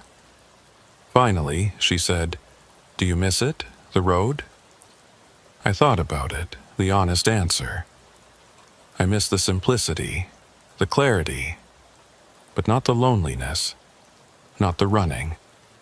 And the cameras, they're still there, everywhere. But I don't see them anymore, or maybe they don't see me. She smiled, invisible in plain sight. Something like that. We went back inside, danced at my daughter's wedding, smiled for the photographer's camera without flinching, let the moments be captured, stored, shared, because Tom had nothing to hide. The drive back to Texas was quiet. No radio, No phone, just the hum of the engine and the whisper of tires on asphalt. I passed dozens of big rigs, each with their cameras, their monitors, their digital eyes. But they weren't watching for Tom. They were watching for the next Orville, the next driver who stumbled into something bigger than himself. I hoped they'd be luckier than I was. Or maybe lucky wasn't the right word. Maybe they'd be smarter, see the signs earlier, get out before the cameras started blinking in the dark. But probably not. The road has a way of hypnotizing you, making you think you're free when you're really just moving in circles. It takes something dramatic to break the pattern. For me, it was a camera I didn't install, watching me for reasons I didn't understand. Now I install cameras for other people. Security systems for the local businesses, dash cams for worried parents, backup cameras for trucks. Each time I wonder what they're really looking for. Safety, control, or just the illusion that watching everything makes it manageable. But I don't ask. I just install them, take my payment, go home to my camera-free trailer. Because Tom knows something Orville never learned. The best place to hide isn't in the shadows. It's in the boring, mundane light of day, where cameras point but don't really see. The hidden camera that started everything is probably in an evidence locker somewhere, its red light long dead. But its real power was never in what it recorded. It was in what it revealed. That being watched changes you. That privacy is precious. And that sometimes the only way to be free is to let your old self die and walk away. Orville Hutchins is dead. The cameras confirmed it. Tom is alive, invisible, free. And that red light? It never blinks for him. The smell hit me first. Sweet, chemical, wrong. Like rotting fruit mixed with diesel exhaust and something else I couldn't place. It was 3 a.m, August 2023, and I was standing at the back of my trailer at a way station just outside of Gainesville, Florida. My name's Clarence. Been driving trucks for 31 years, and in all that time, I'd never smelled anything like this coming from a refrigerated load of supposed strawberries. I'd picked up the load 6 hours earlier in Plant City, the strawberry capital of Florida. Standard run to Atlanta, nothing special about it except the pay was better than usual and the loading crew had been weird about letting me inspect the cargo. Bertha, the loading supervisor, had practically pushed me away from the trailer when I tried to check the pallets. "Everything's fine, Clarence," she'd said, sweat dripping down her face despite the cool night air. "Just fresh strawberries, packed and ready. You don't want to break the cold seal." I'd been in this business too long to argue with dispatchers and supervisors. You pick up, you deliver, you get paid, don't ask questions. But that smell was making me nervous. Refrigerated units sometimes leak coolant, but this wasn't that. This was something organic, something that shouldn't be in my trailer. The weigh station was supposed to be closed, but the lights were on for the automated system. I'd only stopped because my engine temperature gauge had been climbing, probably just the Florida humidity playing hell with my cooling system. But once I stopped, that smell got stronger. I walked around to the back of the trailer, put my hand on the door handle. The metal was cold, which was good, meant the refrigeration unit was working. But there was something else. A vibration I could feel through the door that didn't match the steady hum of the cooling system. Every instinct told me not to open that door. In trucking, plausible deniability is your best friend. You don't know what's in the sealed trailer. You're just the driver. But that smell was getting stronger, and now I could hear something too. A scratching sound, like fingernails on metal. I backed away from the door, walked to my cab, grabbed my flashlight and my phone, started recording video, just in case. If something was wrong with the load, I wanted proof that I didn't know about it when I picked it up. The seal on the trailer door was intact, a standard metal band with a numbered tag. I took a photo of it, then used my bolt cutters to snap it. The moment the seal broke, the smell intensified. Sweet, sick, chemical. My eyes started watering. I pulled the door open just a crack, shined my flashlight inside. The front pallets looked normal.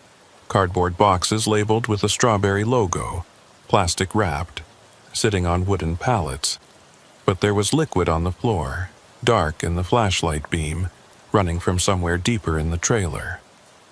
I pulled the door open wider, climbed up into the trailer. The cold hit me immediately, dropping the sweat on my skin to ice. The temperature gauge read 34 degrees, just above freezing, perfect for strawberries. But strawberries don't bleed. The liquid was coming from the third row of pallets. As I got closer, the scratching sound got louder. I pushed aside a hanging plastic curtain meant to maintain temperature zones, and that's when I saw them. The middle pallets had been hollowed out. The boxes were just a shell, a facade. Behind them was a makeshift compartment, and inside that compartment were 3 large black duffel bags. One of them was moving. My hands were shaking as I reached for the zipper on the moving bag. Part of me already knew what I was going to find, but I had to see. Had to know what they'd put in my trailer. Inside the bag was a dog. Pit bull, maybe 60 pounds, barely breathing. Its eyes were glazed, foam around its mouth, body twitching with whatever drug they'd given it to keep it quiet. There were tubes running into its stomach, sealed with surgical tape. Drug mules use people. Apparently, someone had decided dogs were less risky. I checked the other bags. 2 more dogs, same condition. One was already dead, body stiff. The third was barely hanging on, whimpering so quietly I almost couldn't hear it over the refrigeration unit. My first thought was to call 911, but then I remembered where I was. Alone at a closed way station at 3 in the morning with a trailer full of drug-smuggling dogs and hollowed-out cargo. How would that look? They'd arrest me first, ask questions later, and whoever set this up would have plenty of time to disappear while I sat in county lockup. I took more video, making sure to get clear shots of everything. The intact seal I'd just cut, the fake strawberry boxes, the dogs, the surgical modifications. Then I carefully closed everything up, went back to my cab, and called the only person I trusted. Horace picked up on the 5th ring, voice thick with sleep. He'd been my supervisor at my first trucking job 20 years ago, taught me everything about the business. Now he ran his own small operation out of Ocala, staying clean while the industry got dirtier around him. "Clarence, it's 3 in the morning, man." "Horace, I got a problem, a big problem." His voice sharpened immediately. "Where are you?" "Way station outside Gainesville, northbound on 75. "You broke down?" "No. Someone tampered with my load, put something in it, something bad." "How bad?" "Federal prison, bad." There was a long pause. I could hear him getting out of bed, his wife asking what was wrong. "Don't touch anything," he said. "Don't call anyone else. I'm on my way." "Horace?" There's animals involved, dying animals."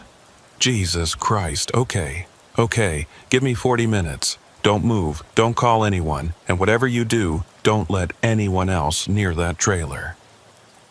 After I hung up, I sat in the dark cab, watching the mirrors for any sign of movement. The dogs were drug mules, that much was clear. But this was more than just smuggling. This was organized, professional. Someone had surgical skills. Someone had access to my pickup location, my route, my trailer. Someone had paid off Bertha to keep me from inspecting the load. 20 minutes passed, then 30. A car pulled into the way station. Not Horace, too early. It was a dark sedan, no lights, creeping slowly toward my truck. I locked the doors, grabbed the tire iron I kept behind the seat. The sedan stopped about 50 feet away. Nobody got out. We sat there, them watching me watching them. My phone buzzed. Text from an unknown number. "You opened the trailer." I didn't respond. Another text. "That was a mistake." Then another. "Walk away now. Leave the truck. We'll handle it." I typed back, "Can't. DOT will track me. We'll handle DOT. Walk away or become part of the problem." The sedan's engine was still running. I could see exhaust in the humid air. They were waiting for my decision. But I'd already made it when I called Horace. I wasn't walking away from this. I texted back. "I already called state police. They're en route." It was a lie, but it worked. The sedan's reverse lights came on. They backed out fast, tires squealing as they hit the highway. I got a partial plate. Florida tags starting with X4. Not much, but something. 15 minutes later, Horace arrived in his old pickup. He parked next to my cab, climbed up to the passenger door. I let him in. "Show me," he said. I led him to the back of the trailer, showed him everything. He took his own photos, his face getting grimmer with each shot. "You know what this is?" he asked. "Dogs turned into drug mules. More than that. This is a cartel operation. Professional. They use animals because they're harder to detect than human mules. Dogs don't sweat, don't get nervous at checkpoints. How do you know that?"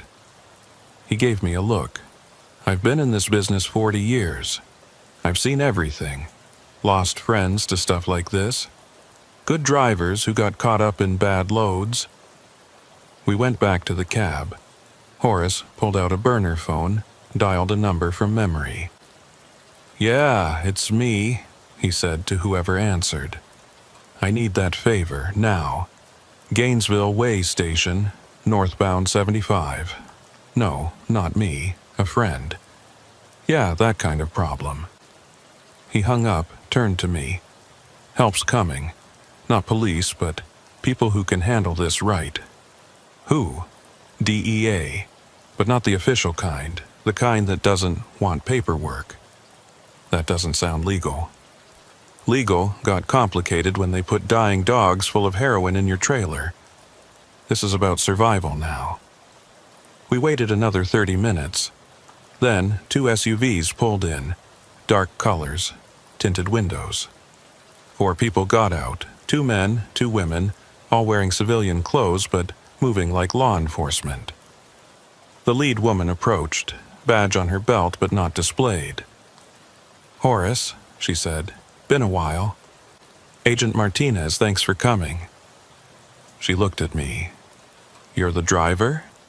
"Yes, ma'am." "Tell me everything. From the beginning." I told her about the pickup, about Bertha's nervousness, about the smell and the discovery. She listened without interrupting, one of her partners recording everything on a phone. "Show us," she said when I finished. We went through the whole thing again. This time, they used special equipment. Cameras, chemical sensors, evidence bags. One of them, a younger guy with medical training, checked the surviving dogs. "One's definitely dead," he said. "One might make it if we get it to a vet now. The third, 50-50.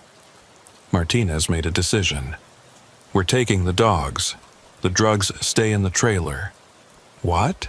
I couldn't believe it. "We need the drugs to stay in play. If they disappear, everyone scatters. But the dogs we can save." They loaded the bags with the dogs into one of their SUVs. The guy with medical training went with them, presumably to a vet somewhere. That left Martinez and 2 others.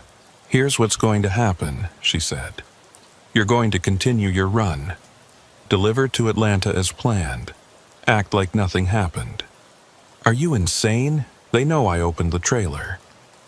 "They suspect. They don't know. That sedan was probably surveillance, not enforcement. If they knew for sure, you'd be dead already. That was comforting.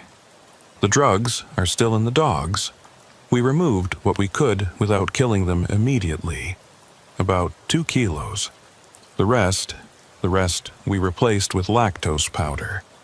Similar weight, similar appearance if anyone checks casually. And when I get to Atlanta, we'll be watching every mile. When they come for the drugs, and they will, we'll be ready. You're using me as bait. We're using you as an opportunity. This is bigger than one load, Clarence. This is a whole network. We've been trying to crack it for 2 years. Horace stepped in. Clarence, these are good people. They'll keep you safe. Like they kept those dogs safe? Martinez's face hardened. Those dogs were dead the moment they were cut open. We're trying to save the next ones, and the next driver who might not be as lucky as you. She had a point. If I hadn't stopped for engine trouble, if I hadn't smelled that smell, I would have delivered the load none the wiser. Until the DEA kicked in my door 6 months later with conspiracy charges. What about Bertha, the loading supervisor? We'll handle her after this is over. Right now, she needs to think everything's normal. They gave me a burner phone, programmed with one number. Any problem, anything suspicious, you call. We'll be no more than 2 minutes away the entire trip. What about my regular phone? Keep it on. Keep it normal. If they call, answer. If they text, respond. You know nothing about dogs or drugs. You're just a driver doing his job. They left first, disappearing into the pre-dawn darkness. Horace stayed a bit longer. You could walk away, he said. Park the truck, disappear. They'd understand. No. Whoever did this, whoever put those dogs in my trailer, they need to be stopped. This isn't your fight. It became my fight when they involved me. He nodded, clapped me on the shoulder. Call me when you get to Atlanta. Let me know you're safe. After he left, I sat in my cab for another hour, waiting for sunrise, trying to process everything. 3 dogs turned into drug mules. At least 1 dead, maybe 2 by now. Also, someone could move a few kilos of heroin without risk to human carriers. The sun came up slow, painting the Florida sky orange and pink. Normal cars started passing on the highway, the world waking up, oblivious to what was in my trailer. I started the engine, pulled back onto I-75. The phone they'd given me buzzed once. Text message. Silver Honda, 3 cars back, we're here. I spotted them in my mirror. Keeping pace, not too close, not too far. Guardian angels in an unmarked car. It should have made me feel safer. Instead, it reminded me that I was now bait in a trap I didn't fully understand. The miles rolled by. Gainesville to Ocala. Ocala to Wildwood. Every truck stop, every exit, I expected someone to come for the drugs. But nothing happened. Just normal traffic, normal road, normal day, hiding an absolutely abnormal situation. My regular phone rang as I passed the Valdosta exit. Unknown number, but I answered like Martinez had told me. Yeah? Clarence? Female voice, not one I recognized. This is Bertha from Plant City Loading. My hands tightened on the wheel. Hey Bertha, what's up? Just checking on the load. Everything running smooth? Yeah, all good. Refrigeration holding steady at 34. Good, good. Any problems at all? Anything unusual? She was fishing, trying to figure out if I knew. Nope. Just another milk run to Atlanta. Great. The receiver might want to inspect the load personally. That's normal for them. Don't be surprised if they're very thorough. Translation. They were going to check for the drugs. No problem. Loads exactly as you gave it to me. Perfect. Drive safe, Clarence. She hung up. I immediately called the burner phone. They know. I said when Martinez answered. "Bertha just called. Warned me about a thorough inspection in Atlanta." "Expected? How far out are you?" 3 hours, maybe 4 with traffic. Take your time. We need to get people in position. What if they try to take it before Atlanta? Hit me on the road? They won't. Too risky in daylight. They'll wait for the delivery point where they have control. I wasn't convinced, but what choice did I have? I was committed now, rolling north with a trailer full of fake drugs and real problems. The Georgia state line came and went. The landscape changed from Florida flat to Georgia hills. Pine trees got thicker, towns got smaller. Every mile took me deeper into something I didn't understand and further from any chance of walking away. 2 hours from Atlanta, my phone rang again. Different, unknown number. "Clarence, this is Jim from Atlanta Receiving." I'd never heard of a Jim at Atlanta Receiving. "Hey, Jim. Slight change of plans. Instead of coming to the main warehouse, we need you to deliver to our overflow facility. Address is 22847 Industrial Boulevard, Doraville. Know where that is? I can find it. Great. Come to the back loading dock. We'll have a crew ready to unload immediately." Copy that. I hung up and immediately called Martinez. "They're redirecting me. Overflow facility in Doraville. Address?" I gave it to her, could hear her typing. "Abandoned warehouse district. Perfect for what they're planning. Okay, this is good. Gives us room to operate. Good for who? Trust me, Clarence, we've got this." But sitting in that cab alone except for the invisible watchers, heading toward an abandoned warehouse where people expected to find drugs that weren't there, I didn't feel like anyone had anything under control. Doraville came up on the GPS. Old industrial area, the kind that used to thrive before manufacturing went overseas. Empty buildings, broken windows, grass growing through parking lot cracks. The perfect place to make a driver disappear if things went wrong. 2847. Industrial Boulevard was at the end of a dead-end street. Chain-link fence topped with old razor wire, half falling down. The building itself was massive, probably an old distribution center, most windows boarded up. Only one section looked active. Lights on, a few cars parked outside. I pulled up to the gate. It was already open, which felt wrong. Places like this always had security, even if it was just for show. But the gate was wide open, inviting me in. The loading dock was around back, just like Jim had said. 3 men were waiting, all wearing work clothes that looked too new, too clean. They watched me back in, faces expressionless. I set the brakes, climbed out slow. The biggest of the 3 approached. "Clarence? That's me. Jim sent us. We'll get you unloaded quick." But they didn't move toward the trailer immediately. They were waiting for something. Or someone. A door opened in the building. 2 more people came out.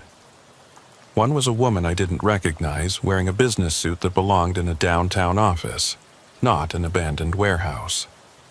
The other was Bertha. She looked different than she had at the Plant City facility. Harder. Less nervous. Like she'd dropped a mask she didn't need anymore. "Hello, Clarence," she said. "We need to talk about what you found in the trailer." My phone, the burner, was in my pocket. I could feel it. Wanted to hit the call button, but any movement might set them off. "I don't know what you're talking about." Bertha smiled, but it didn't reach her eyes. "The seal was broken, Clarence. We know you looked. The question is, what did you do after you looked? The seal was intact when I picked up. Must have broken in transit." The woman in the suit pulled out a tablet, showed me a photo. It was grainy, taken from a distance, but it clearly showed me at the way station with the trailer door open. "We had someone watching," she said, "just in case. So let's stop pretending and discuss how this is going to go." I was surrounded, outnumbered, and they knew I'd found their drugs. Or what they thought were their drugs. Where the hell was Martinez and her team? "What do you want?" I asked. "First, we want to know if you took anything from the trailer, removed anything, called anyone." "I saw some weird stuff, got scared, closed it back up. That's it." Bertha stepped closer. "Clarence, you're a good driver. Clean record. We picked you specifically because you don't cause problems. Don't start now." "I don't want any trouble." "Neither do we. So here's what's going to happen. We're going to unload the special cargo. You're going to forget you ever saw anything. You'll deliver the legitimate strawberries to the actual Atlanta facility tomorrow morning. Everyone goes home happy. And if I don't forget..." The woman in the suit pulled back her jacket slightly, revealing a holstered pistol. "Then you become another missing trucker. Happens all the time. Especially ones going through divorce, behind on payments, struggling with depression." How did they know about my divorce? My finances? These people had done their homework. "Okay," I said. "Take your stuff. I don't want any part of it." Bertha nodded to the three men. They moved toward the trailer. I held my breath, knowing they were about to find lactose powder instead of heroin. Dead dogs, or maybe no dogs at all if Martinez's team had removed them completely. The first man climbed into the trailer. I heard him moving pallets, pushing aside boxes. Then silence. Then, "We got a problem." Bertha's face changed, went from confident to concerned. "What kind of problem?" The man emerged holding one of the black duffel bags. It was covered in blood, empty, torn open. "The cargo's gone, and there's blood everywhere." That's when I realized Martinez hadn't just removed the dogs. She'd staged a scene, made it look like something had gone very wrong in that trailer. Bertha turned on me, face twisted with rage. "What did you do?" "Nothing. I told you I just looked." The woman in the suit drew her pistol. "Where are the dogs?" "Dogs? What dogs? I'm hauling strawberries." But my confusion must have seemed too real, because doubt crept into Bertha's eyes. She grabbed the tablet, made a call. "We have a situation," she said to whoever answered. "The cargo's been compromised. No, not stolen. Destroyed or escaped. There's blood everywhere. Yes, sir. Understood." She hung up, looked at the woman in the suit. "He's coming." Whoever he was, everyone seemed afraid of him. The three workers backed away from the trailer. The woman in the suit checked her pistol nervously. "You," Bertha pointed at me. "You're staying until he gets here." That's when the cavalry arrived. The sound came first. Engines, multiple vehicles approaching fast. Then lights, bright xenon beams cutting through the dusk. Not police lights, not yet, but the aggressive high beams of SUVs moving with purpose. Martinez and her team had arrived, but not the way I expected. They came in loud and obvious, 3 black SUVs roaring through the open gate, spreading out to block any exit. Doors flew open and agents poured out, weapons drawn but not aimed, badges now prominently displayed. It was theater, but effective theater. "Federal agents! Nobody move!" Bertha's hand went to her waistband but stopped when 3 laser sights appeared on her chest. The woman in the suit dropped her pistol, hands rising slowly. The 3 workers hit the ground without being asked, apparently experienced in this kind of situation. Martinez walked through the chaos like she owned it, which I guess she did. She looked different than she had at the way station. Harder, official, dangerous. "Bertha Crenshaw," she said, voice carrying across the lot. "You're under arrest for conspiracy to traffic controlled substances, animal cruelty, and about 15 other charges we'll figure out later." "I want a lawyer," Bertha said immediately. "You'll get one. After we have a conversation about your employer." That's when another vehicle arrived. A white van, unmarked, but somehow more ominous than the SUVs. It pulled up next to my truck and two people in hazmat suits got out. They climbed into my trailer with equipment I didn't recognize, started taking samples of the blood, photographing everything. Martinez walked over to me. "You okay?" "Define okay." "Fair point. You did good, Clarence. Stayed calm, played it smart. What happens now?" "Now, we process this scene, arrest these people and try to flip them before their boss realizes what happened." "The one they called? The one they're afraid of?" Her expression darkened. "Yeah, him. We've been trying to identify him for 3 years. He runs the whole network, Miami to Atlanta, probably beyond. Never shows his face, always works through intermediaries like Bertha. Will he come here?" "Doubt it. He's too smart for that. But he'll send someone, and when he does," she smiled coldly, "we'll be ready." One of her agents approached, whispered something in her ear. Her expression changed from confident to concerned. "What do you mean, empty?" she said, loud enough for me to hear. The agent gestured toward the trailer. "The blood's real, canine for sure, but there's no drug residue, none, like the dogs were cut open but never filled." Martinez looked at me sharply. "Tell me again what you saw." I went through it again. The 3 dogs, the surgical modifications, the tubes. She listened, frowning deeper with each detail. "And you're sure they were carrying, the dogs were mules?" I assumed. Why else would someone do that to them?" She turned to her team. "Sweep everything again. I want every inch of that trailer processed." While they worked, I stood there trying to make sense of it. Dogs cut open, but not carrying drugs. An elaborate smuggling operation with nothing to smuggle. It didn't add up. My phone, my real phone, rang. Unknown number. "Answer it," Martinez said. "Speaker." I did. "Hello? Clarence." Male voice, calm, educated, with just a hint of southern accent. "I understand there's been some confusion about your cargo." Martinez was gesturing frantically, mouthing, "Keep him talking." "Who is this?" I asked. "Someone who's trying to resolve this situation peacefully. I believe federal agents are currently at your location."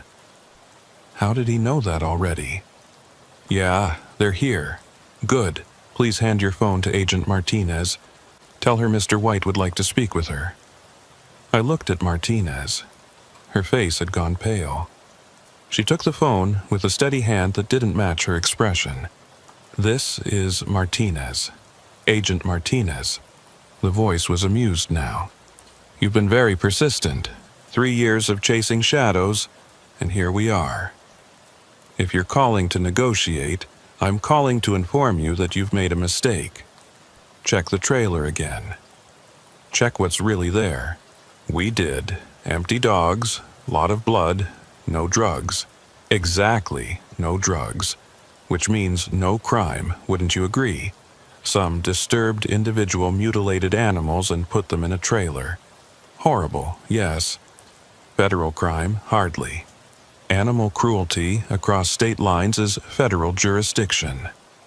If you can prove intent, if you can prove conspiracy, if you can prove anything beyond a single incident of animal abuse, can you?" Martinez was quiet. I could see her mind working, recognizing the trap. "The dogs were modified to carry drugs," she said finally. "Were they? Or were they modified by someone with a sick fetish? Mental illness? Personal vendetta? You have no drugs, Agent Martinez. You have dead dogs and assumptions. We have Bertha. She'll talk." "Bertha who?" "The loading supervisor who reported suspicious activity in a trailer and called authorities. Check her phone. Check her recent calls. I think you'll find she contacted your tip line about an hour ago." Martinez grabbed Bertha's phone from another agent, scrolled through it. Her face darkened further. You son of a bitch. Language, Agent Martinez. I'm simply pointing out that your case isn't what you thought. Bertha discovered something terrible, reported it, and you arrived to investigate. Everyone's doing their job. No conspiracy here. The drivers you've been using, what drivers? I'm not familiar with any drivers. If someone's been committing crimes, I hope you catch them. But I don't see how that involves my client. Your client? Ms. Crenshaw. I'm her attorney. She called me when federal agents arrived at her workplace without a warrant. Martinez looked ready to throw the phone. We don't need a warrant. Exigent circumstances. Dead dogs are exigent. Interesting legal theory. We'll explore it in court. In the meantime, I suggest you release my client unless you have actual evidence of an actual crime. The line went dead. Martinez stood there holding my phone, face twisted with frustration. He played us, she said quietly. The whole thing was a setup. I don't understand, I said. The dogs were never supposed to carry drugs. They were bait. To draw us out, see how we respond, identify our methods. And we fell for it. But why? Because now he knows our playbook. Knows we were watching. Knows we have someone inside. The real shipment is probably moving right now while we're standing here with our thumbs up our... Her phone rang. She answered, listened, went even paler. When? How many? God damn it. She hung up, looked at her team. 3 of our surveillance teams just went dark. Miami, Orlando, Tampa. All at the same time. The white van techs had finished processing my trailer. One approached Martinez with a tablet. Ma'am, you need to see this. On the screen was a chemical analysis. I didn't understand most of it, but one thing stood out. A molecular diagram labeled synthetic marker. Law enforcement tracking compound. The blood was tagged, the tech explained, with our own tracking compound. The kind we use to mark drug shipments. That's impossible. That compound is classified. Not anymore, apparently. Martinez turned to me. They knew. The whole time, they knew we were watching. They wanted us to find the dogs, to replace the drugs, to follow you here. This whole thing was a test, Bertha said. She was sitting on the ground in handcuffs, but smiling. Mr. White wanted to see how you operate, how quickly you respond, what resources you have, and you showed him everything. Shut up, Martinez snapped. You can't hold me, Bertha continued. No drugs, no crime, just a concerned supervisor who found mutilated animals and called authorities. Check my phone, it's all there. Martinez knew she was right. I could see it in her face. Without drugs, without proof of conspiracy, they had nothing. Animal cruelty at best, and even that would be hard to prosecute without knowing who actually did it. Cut her loose, Martinez said finally. Ma'am, one of her agents looked shocked. Cut them all loose. We've got nothing. As they removed the handcuffs, Bertha walked over to me. Mr. White wants you to know this was nothing personal, Clarence. You were just convenient, the right driver, at the right time, with the right reputation. What reputation? Honest. Trustworthy. The kind who would open a suspicious trailer and call for help. The kind the feds would believe. She walked away, the others following. Within minutes, they were gone, leaving just me, Martinez's team, and a trailer full of questions. What do I do now? I asked Martinez. You deliver your strawberries to the real facility in Atlanta. Go home. Forget this happened.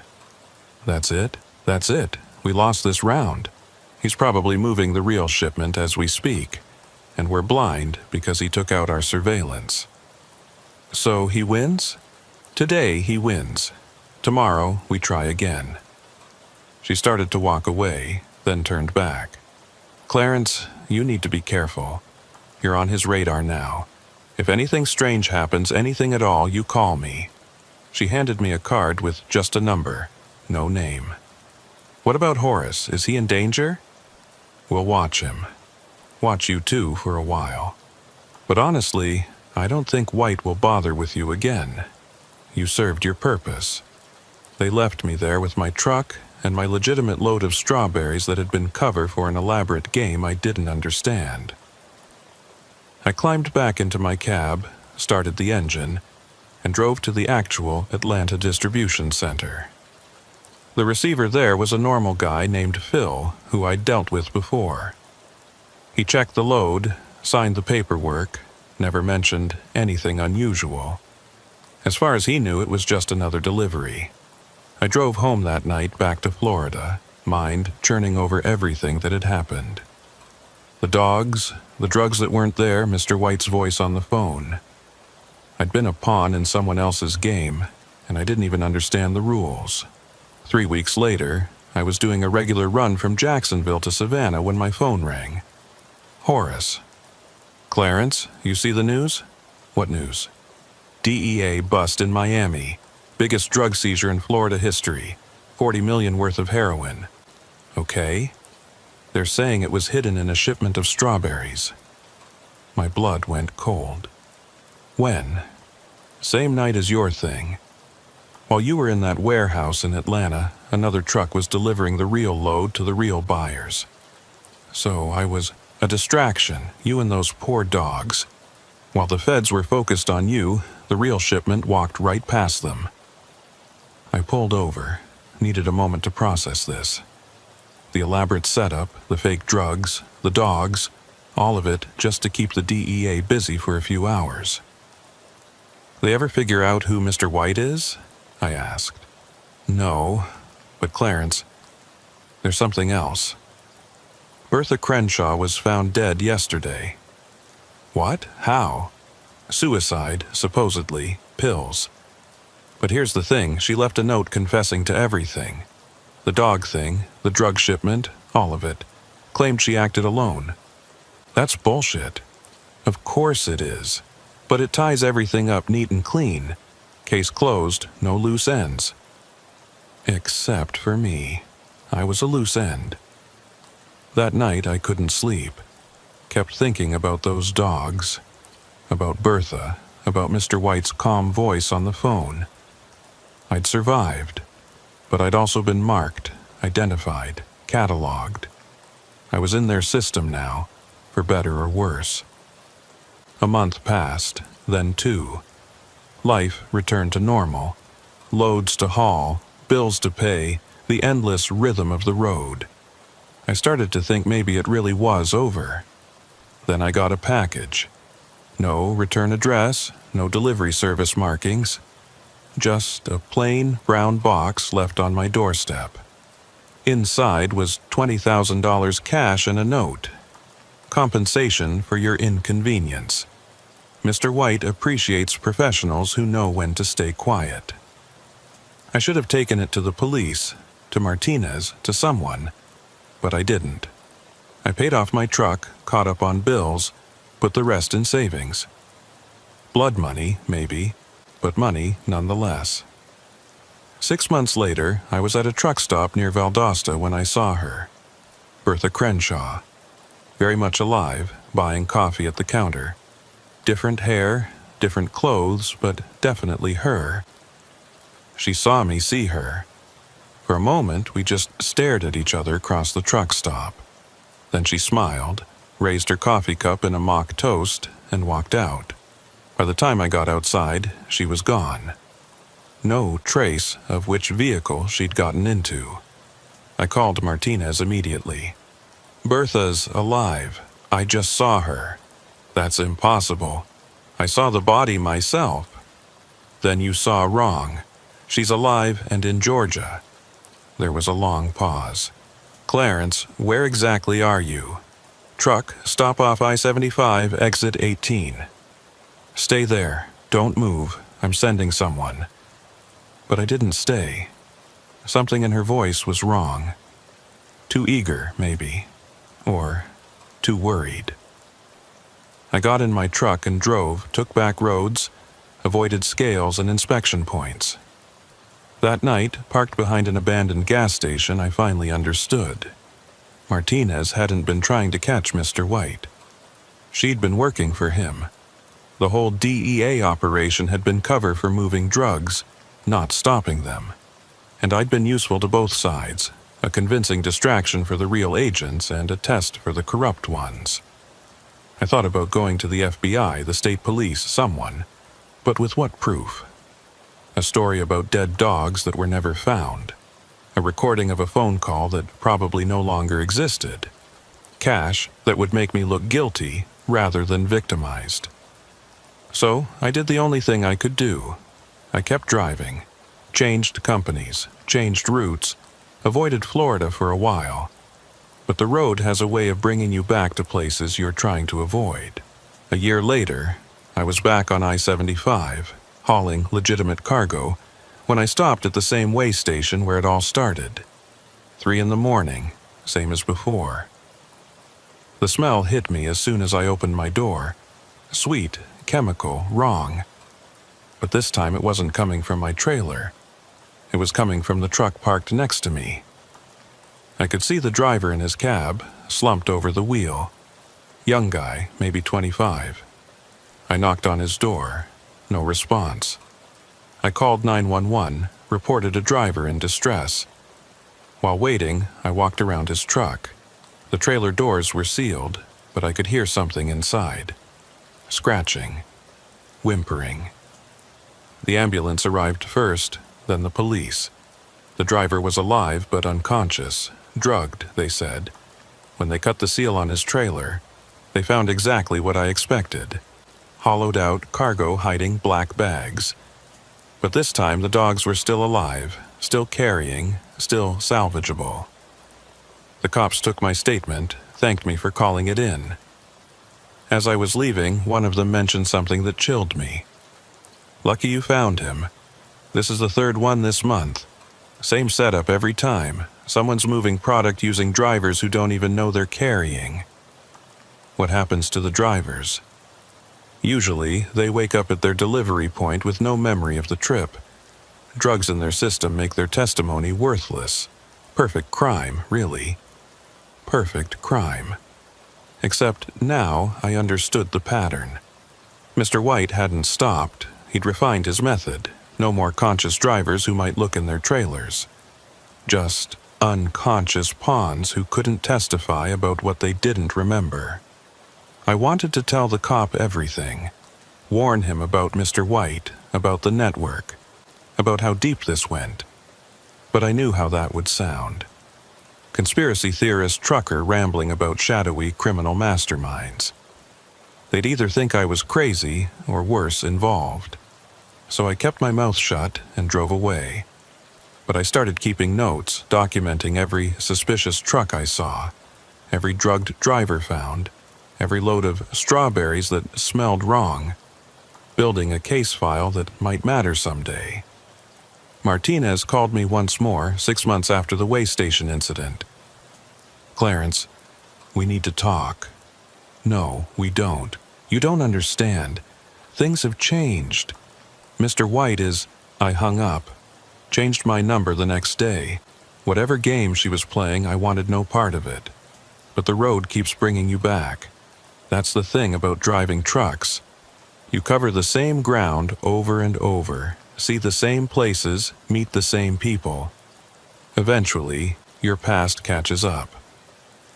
It was another August night, 2 years after the original incident, when I found myself back in Plant City. Different company, different cargo, but the same industrial area where it all started. I was fueling up when a familiar face appeared at the pump behind me. Horace. But not the Horace I remembered. This one was thinner, older, worn down. Clarence, been looking for you. I've been around, just not here. We need to talk. About that night, about what really happened. I know what happened. I was there. No, you don't, not all of it. He looked around nervously. They're still watching you, still tracking every load you haul. Who? Mr. White? There is no Mr. White. Never was. It's a collective, a network. Different people playing the same role, using the same name. The voice you heard could have been anyone with a voice modulator. How do you know this? Because I've been investigating. Ever since that night. Following the money, the shipments, the patterns. And I think I know how to stop them. But I need your help. I should have said no. Should have gotten in my truck and driven away. But Horace had saved me that night. Brought help when I needed it. I owed him. What kind of help? One more run, one more load.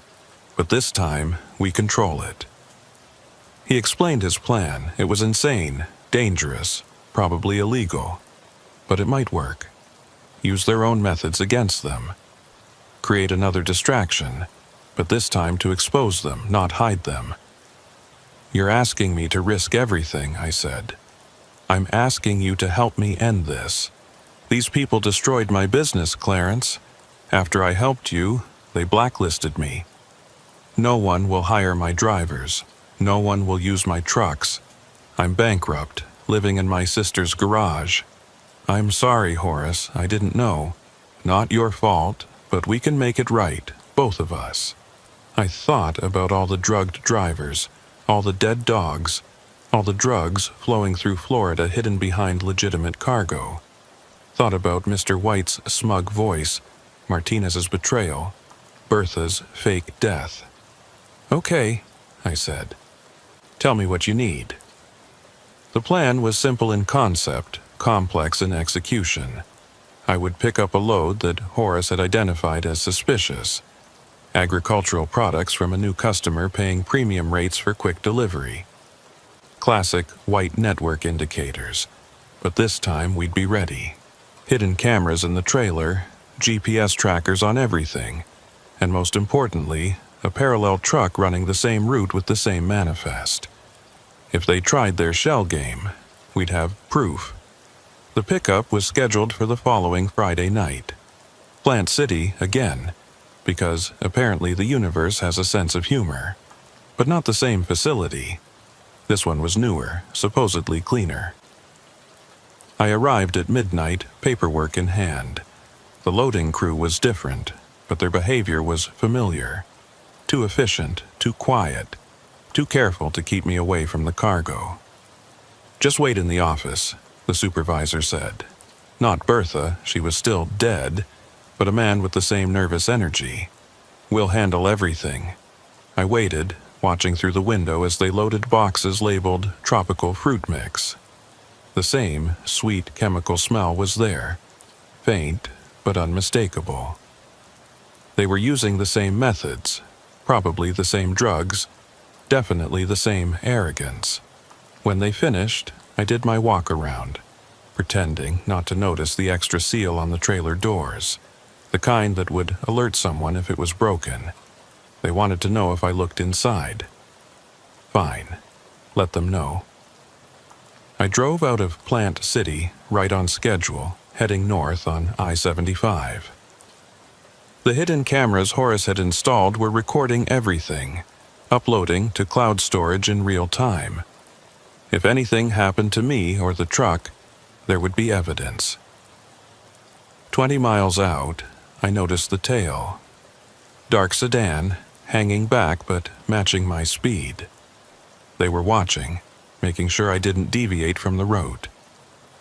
I maintained steady speed, played the part of the oblivious driver. The first way station was closed, which was expected. They always seemed to know which ones would be operating. The second was open but waved me through. My weight was within limits, no reason to stop. It was near Gainesville when things went sideways. Same stretch of road where I'd found the dogs 2 years ago. My engine started losing power, RPMs dropping, speed declining. I hadn't touched anything, hadn't done anything wrong, but suddenly my truck was dying. I pulled over, hazards on, and waited. The sedan pulled over too, staying back but visible. Within minutes, another truck arrived. Same model as mine, same color, even the same company logo. The shell game was starting. The driver approached my cab. Young guy, nervous, sweating despite the cool night. "Engine trouble?" he asked. "Seems like it. Dispatch sent me. I'm supposed to take your load, deliver it on time. You wait here for the mechanic. That's not protocol." "Emergency protocol. Check your phone." I did. There was a message from a dispatcher I didn't recognize, authorizing the transfer. Official looking, but I knew it was fake. This was the switch. My legitimate load for their drug-filled one. "All right," I said, playing along. "Let me grab my paperwork." I climbed down, walked to the back of my trailer. The kid followed, eager to get this done. That's when I saw the other vehicles arriving. 2 vans, another sedan. Too many people for a simple load transfer. "Problem?" the kid asked. "No problem." But there was. Because one of the van drivers was Bertha, still alive, still working, still part of the network. She saw me recognize her and smiled. "Hello, Clarence. Funny how the road brings people back together.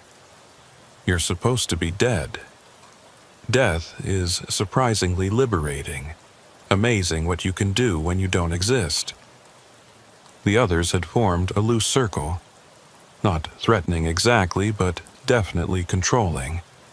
I was outnumbered and outsmarted, again. "Here's what's going to happen," Bertha said. "We're taking your trailer. You're going to report it stolen. Insurance covers the loss. You get a few days off. Everyone's happy. And if I don't, then you become another tragic statistic. Trucker killed in hijacking. Happens more than you'd think." I looked around, counting faces, memorizing details. The cameras in the trailer were getting all of this, but only if they hadn't found them. Only if Horace's plan was working. "Take it," I said. "I don't want any trouble. Smart man, always were." They hooked my trailer to the other truck professionally quick. The kid climbed into the cab, started pulling away. The others began returning to their vehicles. That's when the state police arrived. Not state police, that became clear immediately. These vehicles had the look, but not the details. The light bars were aftermarket. The insignias slightly off, the officers stepping out wearing uniforms that would pass at a glance but not under scrutiny. But Bertha and her crew didn't know that. They scattered like roaches when you flip on a kitchen light. The kid in my truck panicked, tried to jackknife the trailer getting back on the highway. Lost control completely, ended up sideways across both lanes. The fake cops surrounded him before he could run. Bertha made it to her van, but found the tires flat. Horace had thought of everything. The man who approached me wore sergeant stripes and a name tag reading Williams, but I recognized him from somewhere else entirely. He was one of Horace's old drivers, a guy named Tony who'd been laid off when the business went under. "You okay, Clarence?" he asked, loud enough for everyone to hear, then quieter. "Play along. We've got about 10 minutes before real cops show up." "What are you doing?" "Horace's plan B. When you didn't check in at the last waypoint, we knew they'd made their move." The other officers were efficiently zip-tying Bertha's crew, reading rights they had no authority to read, going through the motions of an arrest that wasn't real but looked convincing on camera. And there were cameras everywhere, dash cams, body cams Horace had somehow acquired, even a drone hovering overhead getting aerial footage. "This is kidnapping," Bertha shouted. "You're not real cops." "Ma'am, please remain calm," Tony said in his best cop voice. "We're conducting a federal investigation." It was insane. A fake police stop to interrupt a real crime, all being recorded for evidence that might or might not be admissible in court. But it was working. The criminals thought they were being arrested by corrupt cops, probably figured Mr. White had double-crossed them. Tony walked me away from the scene toward one of the fake police cars. Horace is in the command van, quarter mile up, He wants to talk to you. This is crazy. When real cops show, we'll be gone, but the evidence won't. Every second of this is being streamed to 12 different servers. Even if they destroy the local copies, it's already out there. The command van was an old RV painted to look official. Inside, Horace sat surrounded by monitors, radio equipment, and computers. He looked better than he had at the gas station, energized, focused, alive with purpose. "Clarence, good to see you in one piece." "Horace, what the hell is this?" "Justice. The kind you don't get in courtrooms." He pointed to one of the monitors showing Bertha being questioned by Tony. She's already talking, trying to make a deal. Doesn't know the cops are fake, spilling everything to save herself. This won't hold up in court. Doesn't need to. Once this video goes viral, once the media picks it up, real investigations will follow. Public pressure is more powerful than any prosecutor. On another monitor, I could see inside my trailer through the hidden cameras. The fake cops had opened it, revealing not just the expected drug packages but something else. Crates of weapons. Military grade, the kind that weren't supposed to be in civilian hands. "Jesus," I whispered. "Gets better," Horace said, switching to another feed. "That parallel truck I mentioned? It's been following your route exactly, and guess what it's carrying?" The screen showed the interior of another trailer. Bodies. At least 6 people, bound and gagged but alive, barely. Human trafficking on top of drugs and guns. "We need to call real cops now," I said. "Already did. Anonymous tip from a burner phone. They'll be here in He checked his watch. 6 minutes. My people will be gone in 4. And Bertha's crew will be found zip-tied by the roadside with a trailer full of evidence. The fake arrest becomes a citizen's arrest. All perfectly legal, if ethically gray. What about me? You're a hero. Brave trucker who stumbled onto a criminal enterprise and helped expose it. Your cameras, your evidence, your courage. I didn't agree to be a hero. No, but you agreed to help. This is help. The monitors showed Tony's team loading back into their fake police cars. They left Bertha and her crew secured but not hurt, sitting on the shoulder, looking confused and angry. The kid who tried to steal my truck was crying, probably realizing how deep he was in. 3 minutes, Horace said. "We need to go. What about my truck? Stay with it. Real cops arrive, you tell them the truth, mostly. Your load was being hijacked. Some good Samaritans intervened, held them until police could arrive. You don't know who the good Samaritans were. They'll know I'm lying. They'll suspect, but the evidence will matter more than the methods. Those weapons, those people in the other truck, that's Homeland Security level crime. They won't care much about procedural irregularities." He started packing up his equipment, efficient despite the time pressure. "There's one more thing, Clarence. The real load, the one you picked up, it's not drugs." "What?" "Check your bills of lading again. Really check them. The serial numbers, the weights, the destinations." He handed me a folder before pushing me out of the van. "Real cops in 90 seconds. Get back to your truck. And Clarence, after tonight, disappear for a while. Take a vacation. Visit family. Just don't be in Florida." The RV pulled away, leaving me standing on the shoulder with a folder and more questions than answers. I ran back to my truck, climbed into the cab just as the first real police car crested the hill, lights and sirens blaring. What followed was 6 hours of questioning, evidence processing, and controlled chaos. The cops found everything. The drugs, the weapons, the people in the parallel truck who turned out to be kidnapped migrants being sold into slavery. Bertha tried to claim she'd been illegally detained, but the video evidence was overwhelming. Her own words, captured in high definition, confessing to years of criminal activity. The detective questioning me was thorough but not suspicious. My story held up because it was mostly true. I'd been hauling legitimate cargo when criminals tried to hijack it. Citizens had intervened. I didn't know who they were, but was grateful. "Hell of a coincidence," the detective said. "These good Samaritans just happening to be here. Lucky, I guess. Very lucky. Especially since this connects to 3 other ongoing investigations. This Bertha woman, she's been on our radar, but we could never prove anything. And now?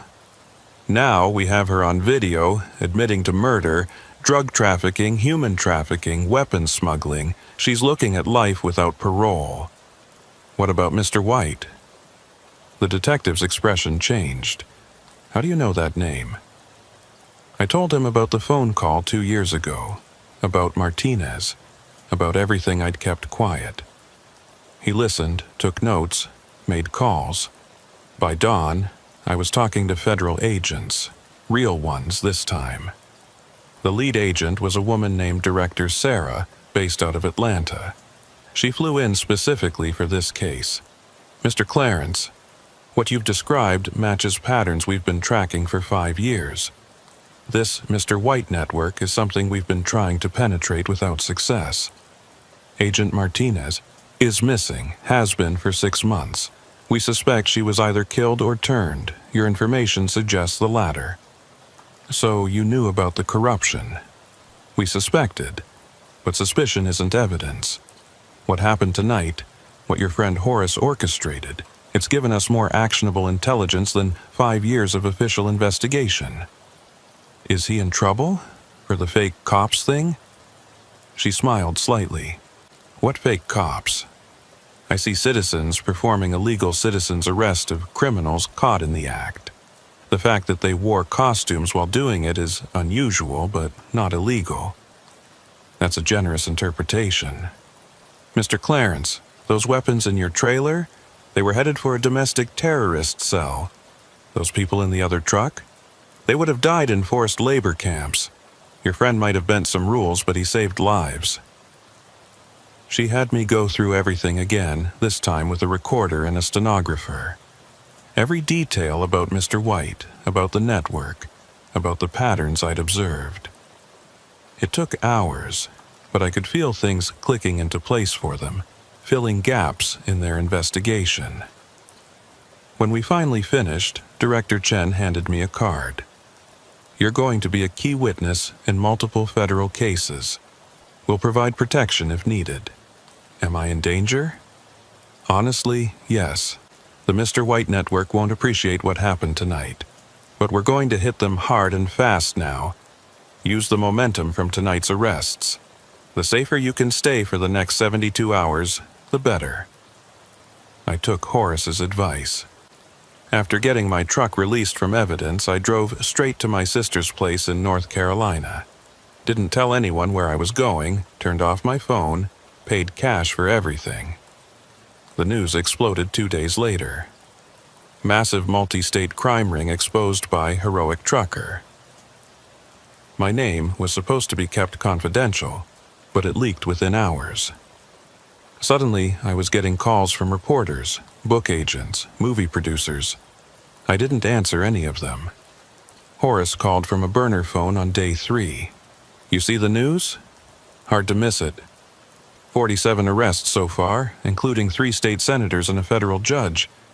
This thing was huge, Clarence. What about Mr. White? Still a ghost, but his network is destroyed. That's something.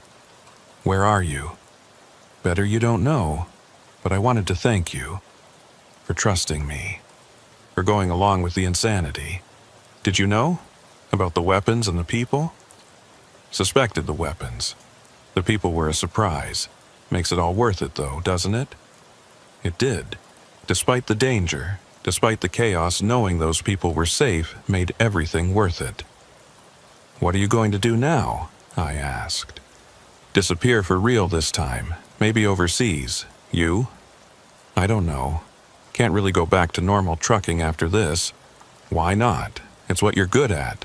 Every load I'd haul, I'd wonder what's really in it. Every supervisor, every dispatcher, I'd wonder if they're another Bertha. That's not paranoia, Clarence, that's wisdom. We said goodbye, knowing we'd likely never speak again. Horace had his revenge and his redemption. I had my unwanted fame and a target on my back. A week later, I was back in Florida for the first round of depositions. The prosecutor, a sharp young attorney named Michael Foster, walked me through my testimony. It would be months before the actual trials, but they needed to lock down witness statements while memories were fresh. The defense will try to paint you as a vigilante, he warned, working with Horace to entrap their clients. I was just trying to survive. I know, but they'll twist everything.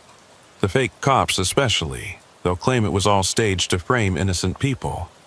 Innocent people don't traffic humans. No, but guilty people hire excellent lawyers. The deposition was brutal. Bertha's attorney, a snake in a $1,000 suit, questioned every detail, implied I was working with law enforcement from the beginning, suggested the whole thing was an elaborate setup for reward money. There's no reward money, I said. Not officially. But a book deal? Movie rights? You stand to profit significantly from this story. I haven't taken any deals. Yet. It went on like that for hours. By the end, I felt dirty, like I was the criminal. That's when I understood why so many witnesses back out, why cases fall apart. The system protects itself, and sometimes that means protecting the criminals who can afford to work it. But I didn't back out. Every time I wanted to quit, I thought about those people in the truck, the ones who would have died if we hadn't intervened. I thought about the dogs from 2 years ago, cut open and left to suffer. I thought about all the drivers who didn't know they were hauling death. Director Chen called the night after the deposition. You did well today. Felt like I was on trial. That's what they want you to feel. Don't let them win. Any progress on finding Mr. White? Actually, yes. Your testimony about the voice modulator was key. We've been analyzing all recorded calls from burner phones in the relevant time frame. We found something interesting. What? The modulator had a signature, a specific pattern. We've matched it to 12 different calls over 3 years. Always different numbers, different locations, but the same electronic signature. So you can track him. We can track the device, and we did. It was purchased from a specialty electronics shop in Miami, paid for with a credit card. Whose card? That's where it gets interesting. The card belonged to a company called White Logistics Inc. Incorporated in Delaware, but the registered agent is a law firm in Miami.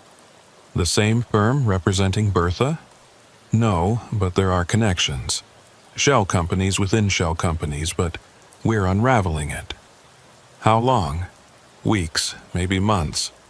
But we're closer than we've ever been. That night, I couldn't sleep. Kept thinking about the name. White Logistics. So obvious it was almost insulting. Mr. White had been hiding in plain sight, probably laughing at everyone looking for shadows when he was standing in the spotlight. 3 days later, I was hauling a legitimate load from Orlando to Jacksonville. Needed the money, needed the normalcy. When I noticed the tail, not subtle this time. Black SUV, riding close, wanting me to know they were there. I called 911, reported an aggressive driver. The dispatcher said they'd send a unit. The SUV backed off, but didn't disappear. They were sending a message. We know where you are. At the next rest stop, I found a note under my windshield wiper. You cost us money. Money must be repaid. With interest. No signature, but I knew who it was from. The network might be broken, but Mr. White was still out there, still watching, still angry. I called Director Chen immediately. They're threatening me. Where are you? I told her. State police are en route. We're also sending a federal protection team. Can you keep moving until they intercept? Yeah, do it. And Clarence, after today, we're putting you in protective custody. No arguments. I wanted to argue, but the SUV was back, closer now. This wasn't random intimidation. This was escalation. The state police caught up first, 2 units that boxed in the SUV and forced it to pull over. I watched in my mirrors as they drew guns, ordered the occupants out. 2 men, both in suits, both with their hands up looking confused. Director Chen called back an hour later. Lawyers, she said, disgust clear in her voice. What? The men in the SUV. They're lawyers from the firm representing several defendants. They claim they were trying to serve you with civil papers. Bullshit. Of course it is. But we can't prove otherwise. They had legal documents in the car. Their story checks out technically. So they can threaten me and call it legal service. Welcome to the gray area of witness intimidation. The protection team met me in Jacksonville. 3 agents who would rotate shifts, keeping me safe. It felt like prison, but at least I was breathing. That night, in a safe house that looked like every other suburban home, I finally opened the folder Horace had given me. The bills of lading he'd told me to really examine. At first, they looked normal. Standard shipping documents for agricultural products. But the serial numbers were wrong. Too many digits. Wrong format for the supposed originating company. And the weights were off by exactly 10% on every item. I cross-referenced with photos I'd taken of other shipments over the years, a habit I'd developed after the first incident. The pattern was there, hidden in plain sight. Every Mr. White shipment had the same discrepancies, the same 10% weight variance, the same serial number format. It was a code, a way for people in the network to identify which shipments were legitimate and which were covers. Simple, elegant, invisible, unless you knew what to look for. I called Director Chen. I found something, a pattern in the paperwork. I explained what I'd discovered. She had me send photos of everything, said their analysts would review immediately. Clarence, if this checks out, you've just given us a way to identify every shipment they've ever made. We can trace this back years. Horace knew. That's why he gave me the folder. Where is Horace now? Gone. Really gone this time. We need to find him. He might have more evidence. He won't be found unless he wants to be. But I was wrong. They found Horace 3 days later. Not the feds, Mr. White's people. His body was discovered in a burned-out truck stop in Alabama. The official cause was a heart attack, but the timing was too convenient. Horace had given us the key to unraveling everything, and he'd paid for it. I wanted to go to his funeral, but the protection team wouldn't allow it. Too dangerous, too exposed. So I watched from a safe house as the news reported on the tragic death of a whistleblower. They didn't even get his story right, called him a disgruntled former employer seeking revenge. Nothing about his courage, his brilliance, his sacrifice. That's when I decided to take the book deal. Not for the money, though I wouldn't turn it down, but to tell the real story. Horace's story. The story of all the drivers caught up in something bigger than themselves. The writer they paired me with was a former investigative journalist named Patricia Wong. She spent 3 days interviewing me, recording everything. She was thorough, asking about details I'd forgotten, connections I hadn't made. The public thinks trucking is simple, she said during a break. Point A to point B.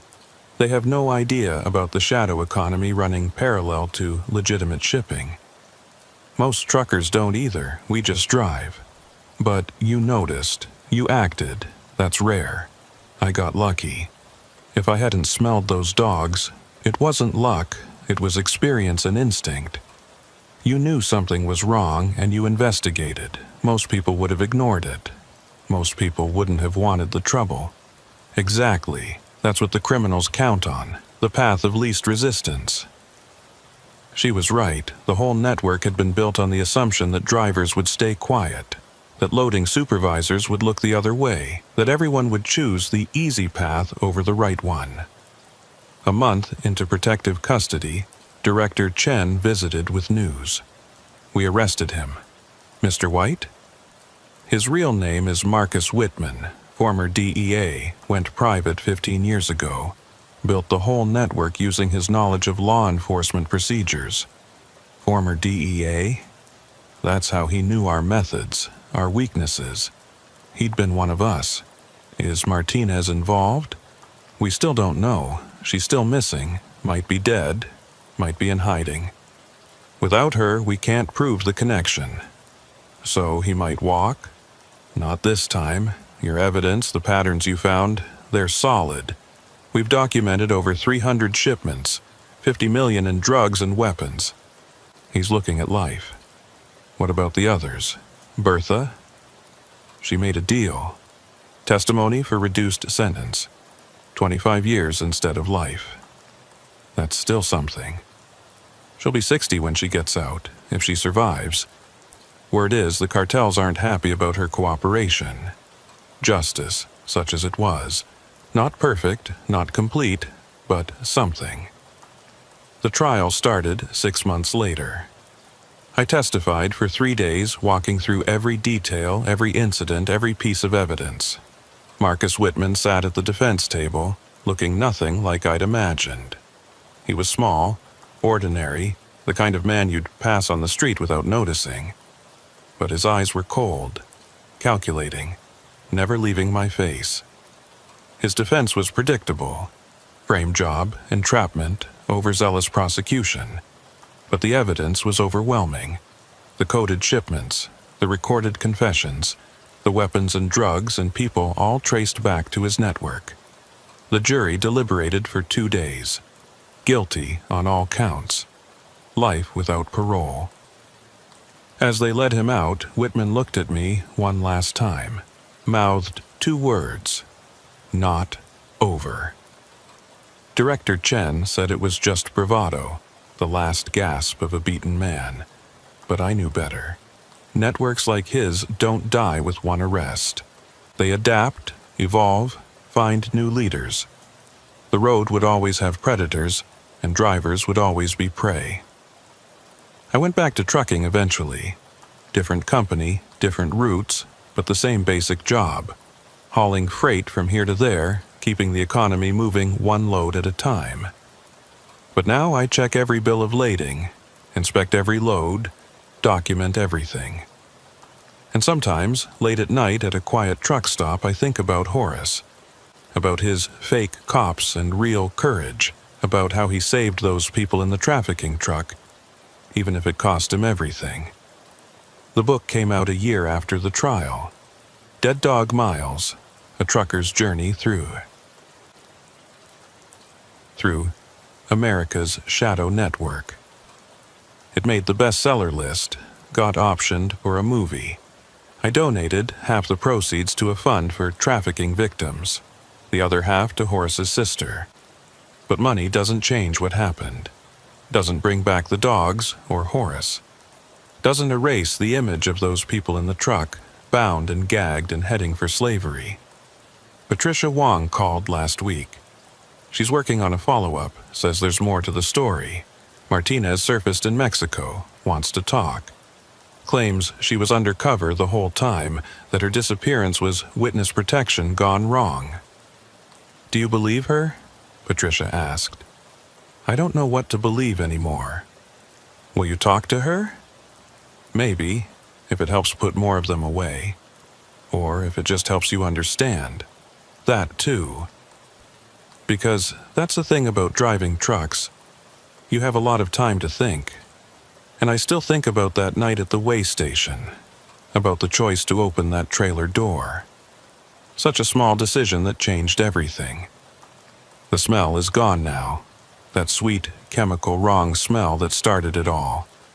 But sometimes I catch a whiff of something similar.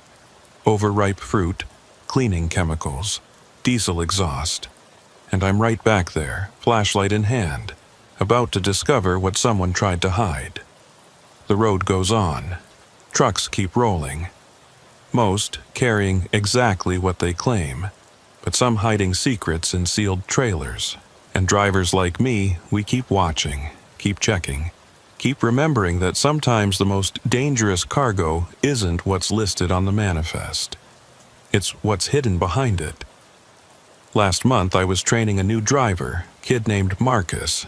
Different Marcus, weird coincidence. 22 years old, eager, thinks trucking is freedom and adventure.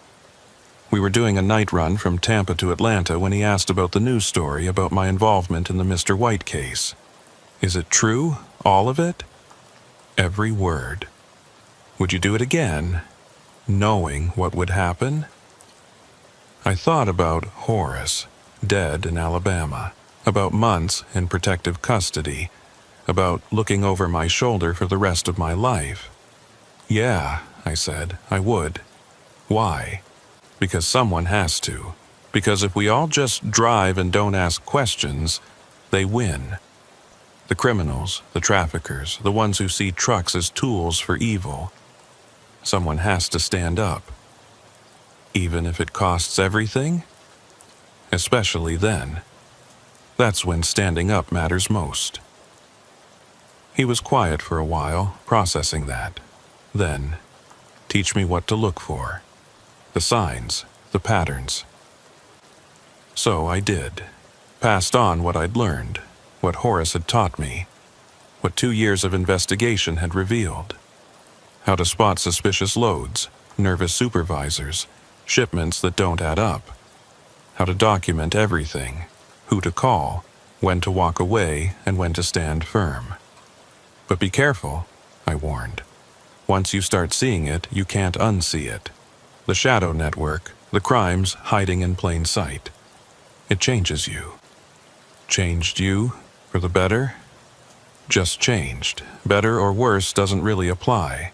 I'm alive, I helped save people, I put criminals away. But I also lost my peace of mind, my anonymity, my friend.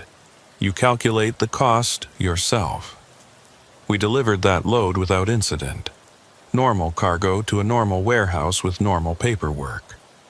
The kid seemed almost disappointed. They're not all adventures, I told him. Mostly it's just driving.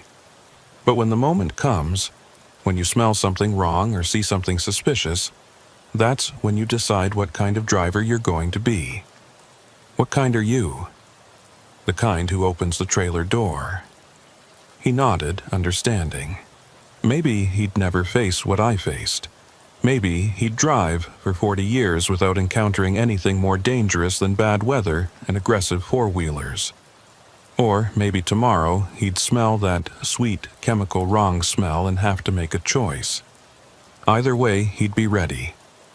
Because that's what we owe to Horace. To those people in the trafficking truck. To every driver who's been used without knowing it.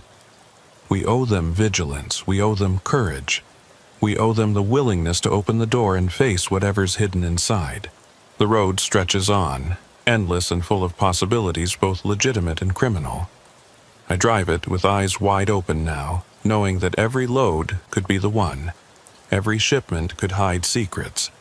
Every mile could lead to another choice between easy silence and difficult truth. And somewhere out there, in boardrooms and warehouses, in truck stops and loading docks, the next network is forming. New criminals with new methods, new codes, new ways to exploit the system. They think they're smart, think they're invisible, think drivers are just tools to be used. They're wrong.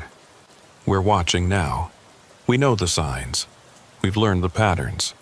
And when we smell something wrong, we open the door. The call came at 3 a.m, exactly 2 years after Marcus Whitman's conviction. I was sleeping in my truck at a rest stop outside Ocala, between runs, when the phone started buzzing. Director Chen's number, which was never good news at this hour. "Clarence, Where are you exactly?"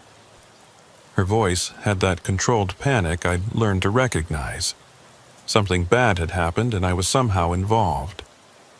"Rest stop, mile marker 341 on I-75. What's wrong?" "Whitman's dead." I sat up, instantly awake. "When? How?" "3 hours ago. Prison riot, supposedly. But Clarence, before he died, he made a phone call. To a burner phone we've been tracking. And the phone's GPS shows it at your location. Right now." My blood went cold. I looked around the dark cab, then out at the dimly lit rest stop. A dozen trucks parked, could be anyone. "I'm getting out of here." "No, stay put. We have units converging. Whoever has that phone wanted you to know they're watching. If you run, we lose them." "So I'm bait again?" "You're protected. Just sit tight." I locked my doors, grabbed the tire iron I still kept behind the seat, and waited. Through my mirrors, I could see the other trucks, silent and dark. Any one of them could be harboring Whitman's contact. Or maybe it wasn't a trucker at all. Maybe someone in a car, in the woods, in the rest stop, building itself. 20 minutes felt like hours. Then I saw the lights. State police, FBI, a whole convoy screaming into the rest stop. They surrounded every vehicle, including mine. An agent I didn't recognize approached my door. "Mr. Clarence, Agent Thompson, we need you to come with us while we search." I climbed down, let them escort me to a command vehicle. Director Chen was on a screen inside, coordinating remotely from Atlanta. "We've narrowed the phone to a 50-foot radius," she said. "It's definitely here." They searched for 2 hours. Every truck, every car, every trash can. Finally, a young agent came running with an evidence bag. Inside was a cheap burner phone, duct-taped under a picnic table. "It's been here for hours," the agent said. "Maybe days. Timer activated to turn on at a specific time." "So, they're not here," I said. "No," Chen admitted, "but they wanted us to think they were. Clarence, there's something else. We found a message on the phone, audio recording." She played it. The voice was digitally altered, but the cadence was familiar. The same measured tone as the original Mr. White calls. "Hello, Clarence. If you're hearing this, Marcus is dead and you think you're safe. You're not. The network didn't die with him. It evolved.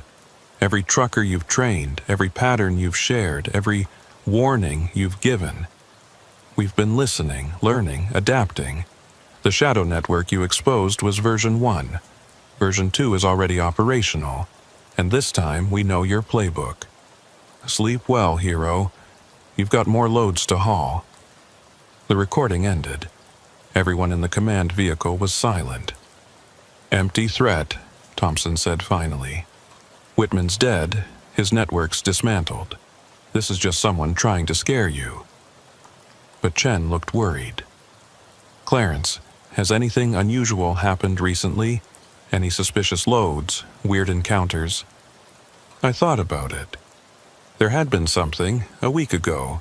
A dispatcher I didn't recognize, offering premium rates for a rush job to Miami. I turned it down, bad feeling in my gut.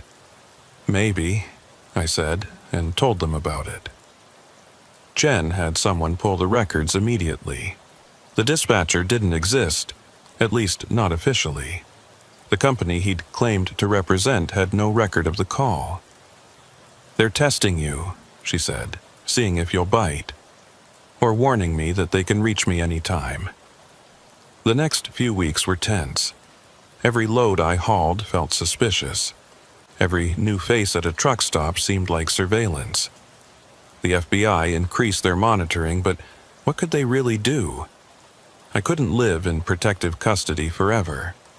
I had to work, had to drive, had to exist in the same world where this new network was supposedly operating. Then Marcus, my trainee, not Whitman, called with something interesting.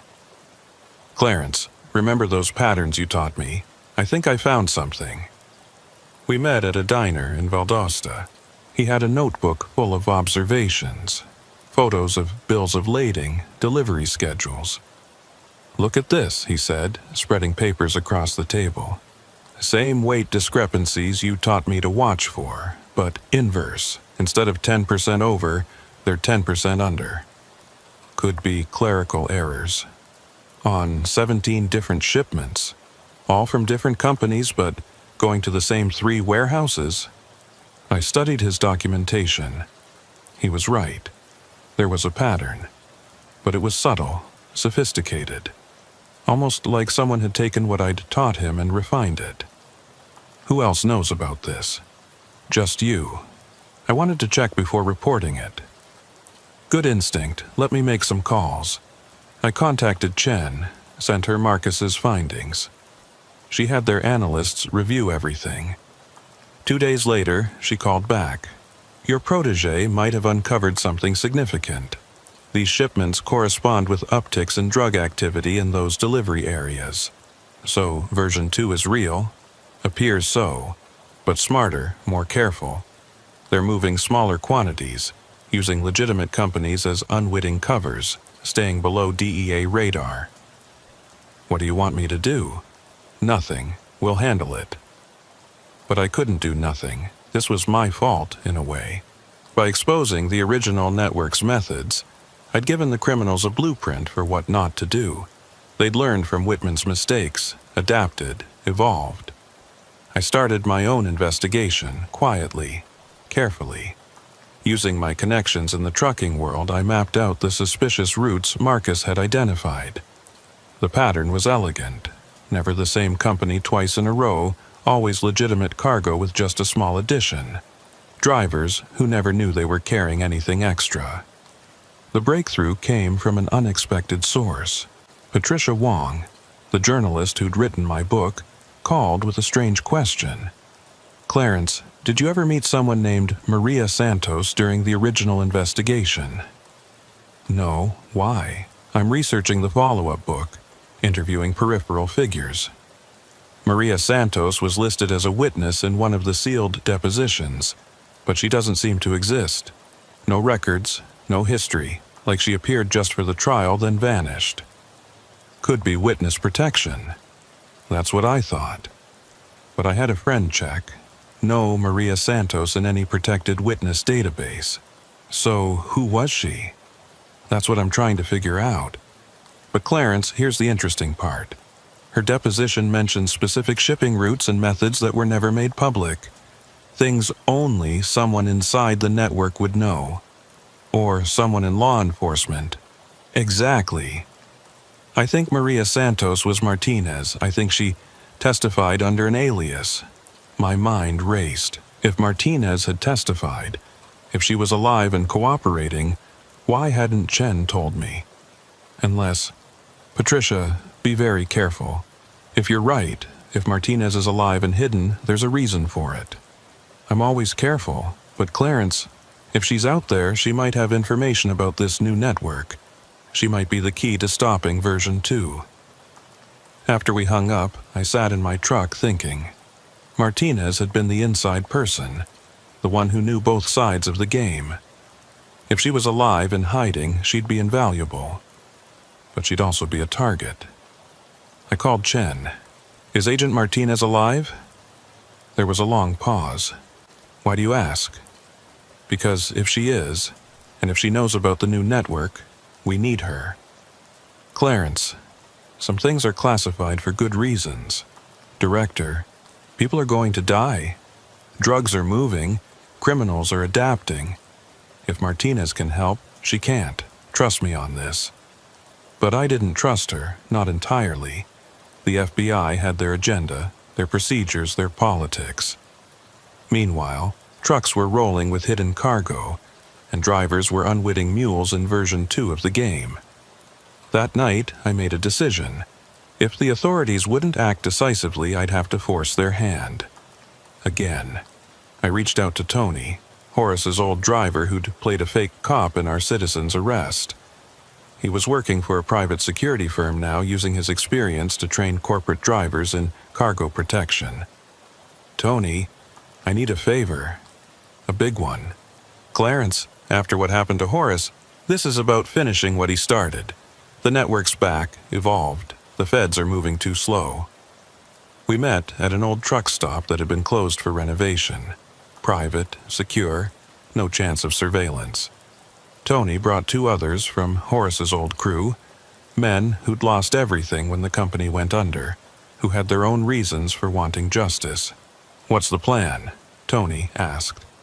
We flipped the script. Instead of intercepting their cargo, we add our own. Add what? Trackers. High-tech ones. The kind that can't be detected by standard sweeps. We tag their shipments, map their entire network. That's illegal as hell. So is drug trafficking. But they've gotten smart, staying just below the radar. We need to expose them dramatically, like before. Horace died for like before. Horace died because he got too close. We'll be smarter, stay distant, use technology, never confront directly. It took a week to set up. Tony had connections in the surveillance industry, got us military-grade trackers the size of rice grains. Nearly invisible, adhesive backing, 90-day battery life, satellite uplink every 6 hours. Marcus, my trainee, unknowingly provided the intel. Every suspicious load he documented, I passed to Tony's team. They'd arrive at the pickup locations hours early, blend in as maintenance workers or security guards, and tag the trailers.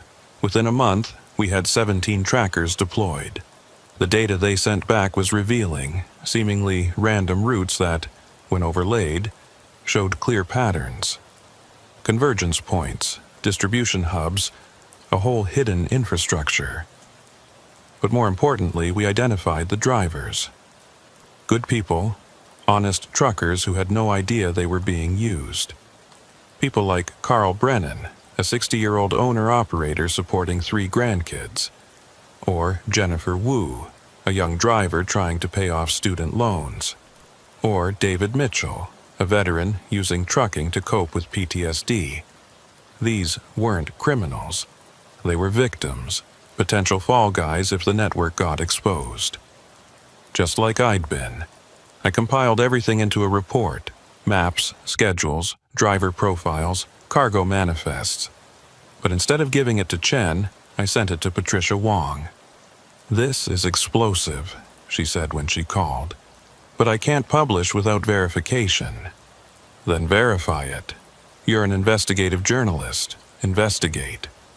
"Clarence, if this is accurate, we're talking about a nationwide conspiracy. Bigger than Whitman's network." "I know. Why not give this to the FBI?" "Because they'll sit on it. Build a case slowly. Let more drugs flow while they dot every I and cross every T. People are dying now. This needs exposure now." Patricia spent 2 weeks verifying everything. She was thorough, careful, professional. When she called back, her voice was different, excited but scared. "It's all true, every bit of it. And, Clarence, I found something else. The shell company running this new network? It's owned by a subsidiary of White Logistics, Inc. Whitman's old company? Supposedly dissolved after his arrest. But apparently someone bought the assets, including all the intellectual property. Guess who? Who? A company called Santos Shipping Solutions. CEO Maria Santos. My blood ran cold. Martinez wasn't in hiding. She wasn't cooperating. She'd taken over. "Patricia, you need to publish this immediately. I need one more confirmation. I've arranged to interview Maria Santos. She agreed. Probably thinks she can manipulate the story. That's too dangerous. I'll be in a public place, recorded, with backup. I'm not stupid, Clarence." But I was worried. Martinez knew the game from both sides. She'd been trained by the DEA and educated by Whitman. If she really was running version 2, she was more dangerous than any criminal we'd faced. The interview was scheduled for the following Tuesday at a hotel conference room in Miami. Patricia invited me to observe from an adjacent room, watching through a two-way mirror that the hotel used for focus groups. Maria Santos arrived exactly on time. When I saw her, my suspicion was confirmed. It was Martinez, but transformed. Gone was the federal agent intensity, replaced by corporate polish. Designer suit, perfect hair, the image of a successful businesswoman. "Ms. Wong," she said, shaking Patricia's hand. "I understand you have questions about my company. I have questions about your identity, Agent Martinez." Martinez Santos didn't flinch. "I'm afraid you're mistaken. I'm Maria Santos, CEO of Santos Shipping Solutions. Here's my business license, incorporation documents, tax records." All forgeries, I was sure, but good ones. Patricia pressed on. "You match the description of a missing DEA agent involved in the Marcus Whitman case. Coincidence? Many people share similar features. You have detailed knowledge of shipping routes that were sealed in federal testimony. I've been in logistics for 15 years. Knowledge accumulates." It went on like that for an hour. Martinez deflecting, denying, always staying just on the right side of plausible. She was good, trained in interrogation resistance.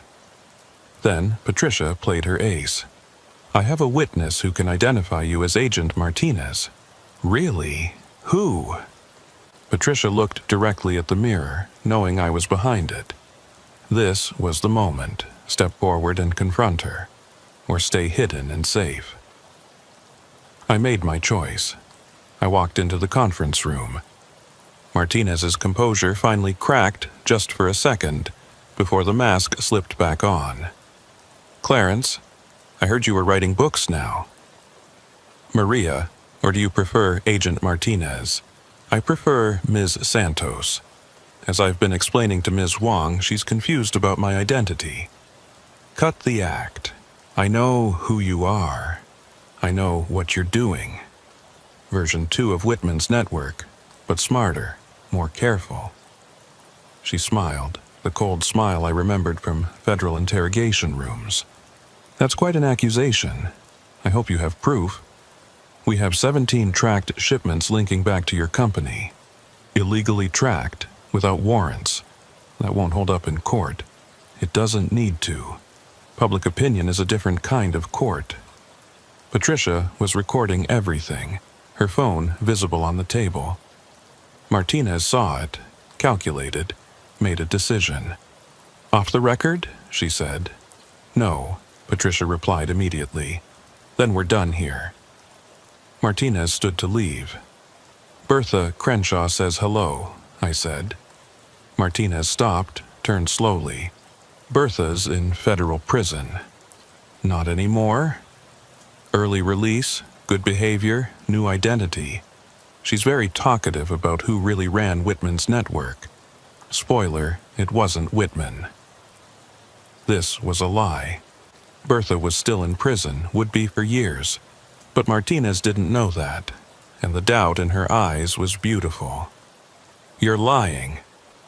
"Am I? Want to bet your freedom on it?" She sat back down, reassessing. The confident CEO was gone, replaced by the cornered federal agent I'd seen at crime scenes. "What do you want?" "The truth," Patricia said. "On the record." "The truth?" Martinez laughed bitterly. "The truth is that the system is broken. The truth is that for every criminal you arrest, 3 more take their place. The truth is that I spent 10 years fighting a war we couldn't win. So you joined the other side. I took control. There's a difference. Explain it." Martinez looked at me, then at Patricia, then at the mirror as if wondering who else was watching. Then she started talking, not confessing exactly, but explaining, justifying, revealing. Whitman was an idiot, greedy, sloppy, violent. His network moved drugs that killed people, trafficked humans, sold weapons to terrorists. When I was undercover, I saw it all. and I saw how to do it better. Better? I couldn't hide my disgust. Cleaner. No violence, no trafficking, no weapons. Just pharmaceutical-grade products to willing buyers. Harm reduction, not harm creation. You're still moving drugs. I'm moving medicine that happens to be illegal. There's a difference. Tell that to the addicts. The addicts will get their drugs either way. At least mine are pure, measured, safe as illegal substances can be. Patricia was typing furiously, getting every word. You're admitting to running a drug network? I'm explaining a philosophical position about the failure of prohibition and the necessity of controlled distribution. That's semantic gymnastics. That's reality. You want the truth? The war on drugs is over. Drugs won. Now it's about damage control. Using innocent truckers as mules is damage control? No trucker carries more than they can claim ignorance about. Small amounts, hidden carefully. No federal trafficking charges if caught. Misdemeanors at worst. You've thought of everything. I learned from the best. Both sides of the law. What about Whitman's murder? Martinez's expression hardened. Marcus got greedy in prison, tried to run things from inside, stepped on the wrong toes. His death had nothing to do with me.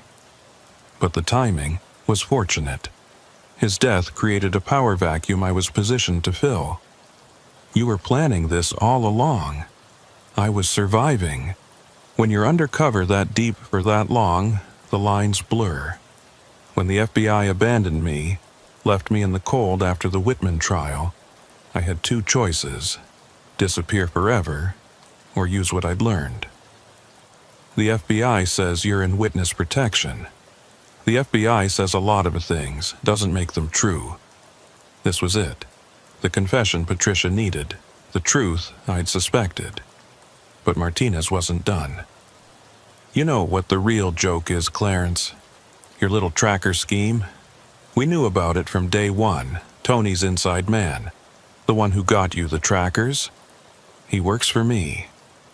My stomach dropped. Tony? Horace's trusted driver? You're lying. Check your bank records. Tony's been getting regular deposits from a subsidiary of Santos Shipping. He needed money after Horace's company failed, and I needed someone close to you. I wanted to deny it, but the details fit. Tony had been too eager to help, too prepared with the exact equipment we needed. So, this whole thing was another test, to see how you operate now, who you trust, what resources you can marshal. And you failed, Clarence. You trusted the wrong person. But the trackers are tracking exactly what I want them to track. Decoy shipments, false routes, a fictional network to keep you busy while the real operation continues. Patricia stopped typing. You're saying everything Clarence documented is fake? Not fake. Misdirection. There are real drugs in some of those shipments, enough to make it credible. But the pattern he thinks he found, the network he thinks he mapped, that's theater. Why tell us this? Because it doesn't matter. You can publish everything. Who will believe you? A disgraced ex-DEA agent who doesn't officially exist, running a drug network that may or may not be real, confessing to crimes that can't be proven? It's conspiracy theory fodder, nothing more. She stood again, smoothing her suit. This interview is over. Publish what you want. I'll deny everything, sue for libel, tie you up in court for years. Meanwhile, business continues. People are dying, I said. Fewer than before.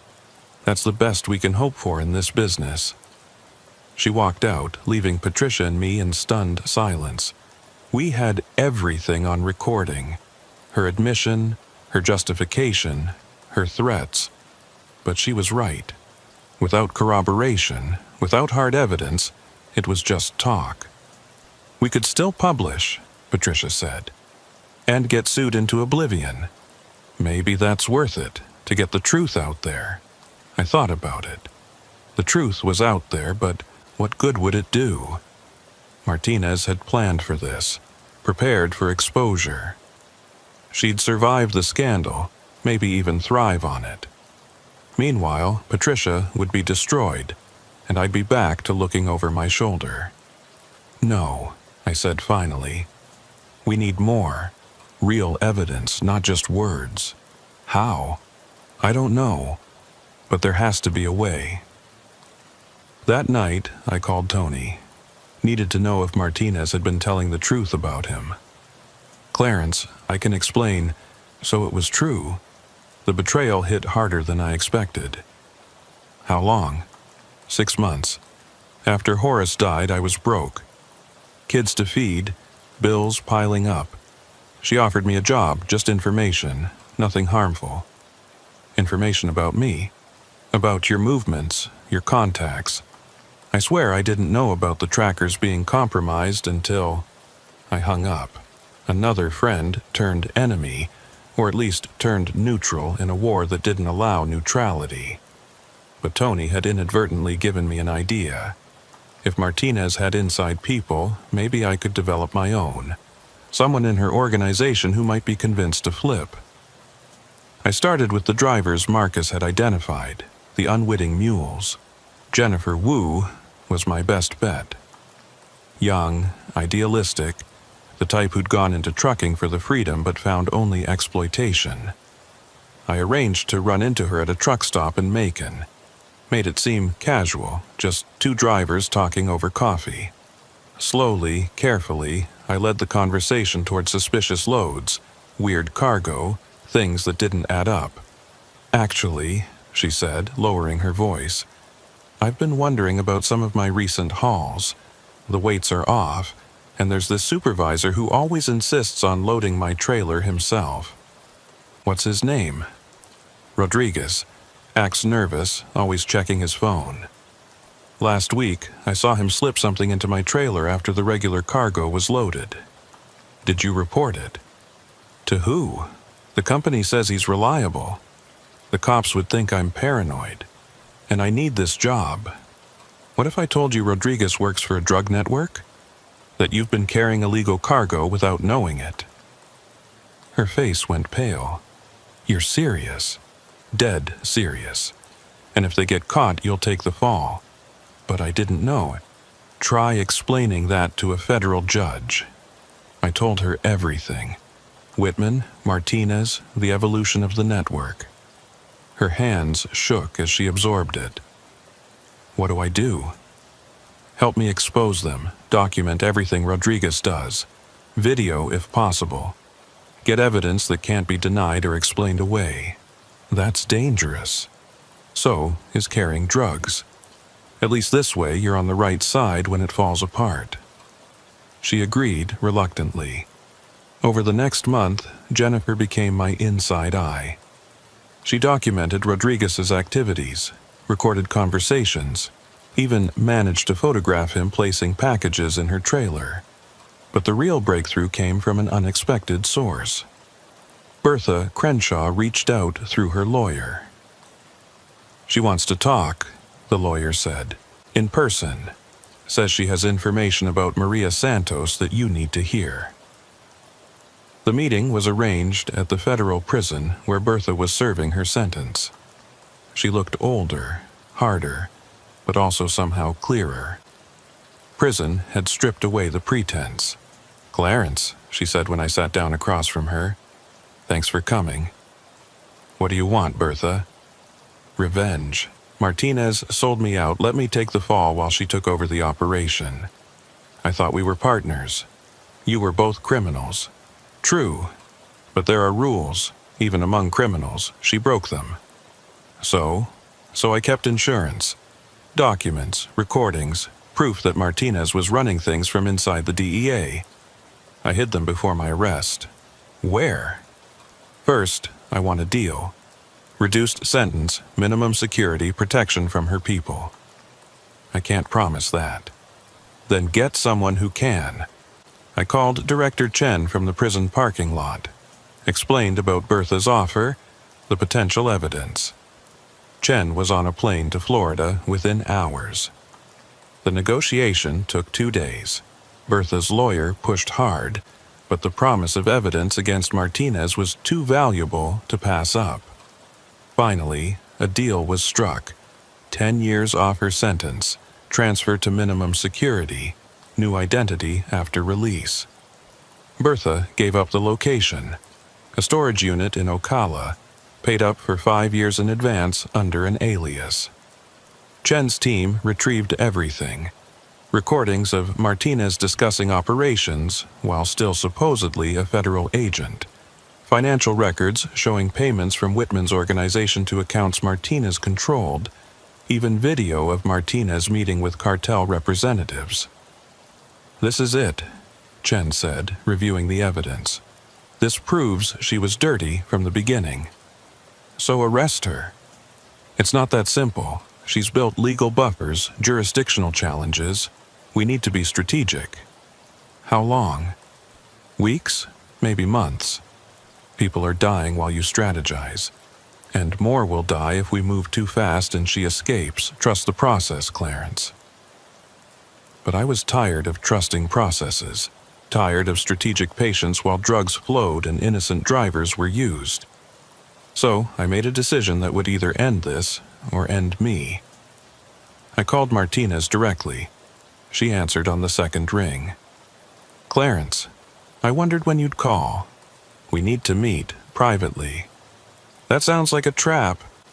"No trap, just a conversation. You and me figuring out how this ends. It ends with you accepting reality. The network exists because demand exists. Remove me. Someone else takes over. It's evolutionary. Maybe, but maybe not. Meet me and we'll discuss it." She agreed, surprisingly. Set the location herself, a public park in Tampa, middle of the day, plenty of witnesses. Smart, safe, or so she thought. I arrived early, sat on a bench overlooking the water. When Martinez appeared, she looked different, tired, stressed, the weight of running a criminal empire showing. "You look like hell," I said.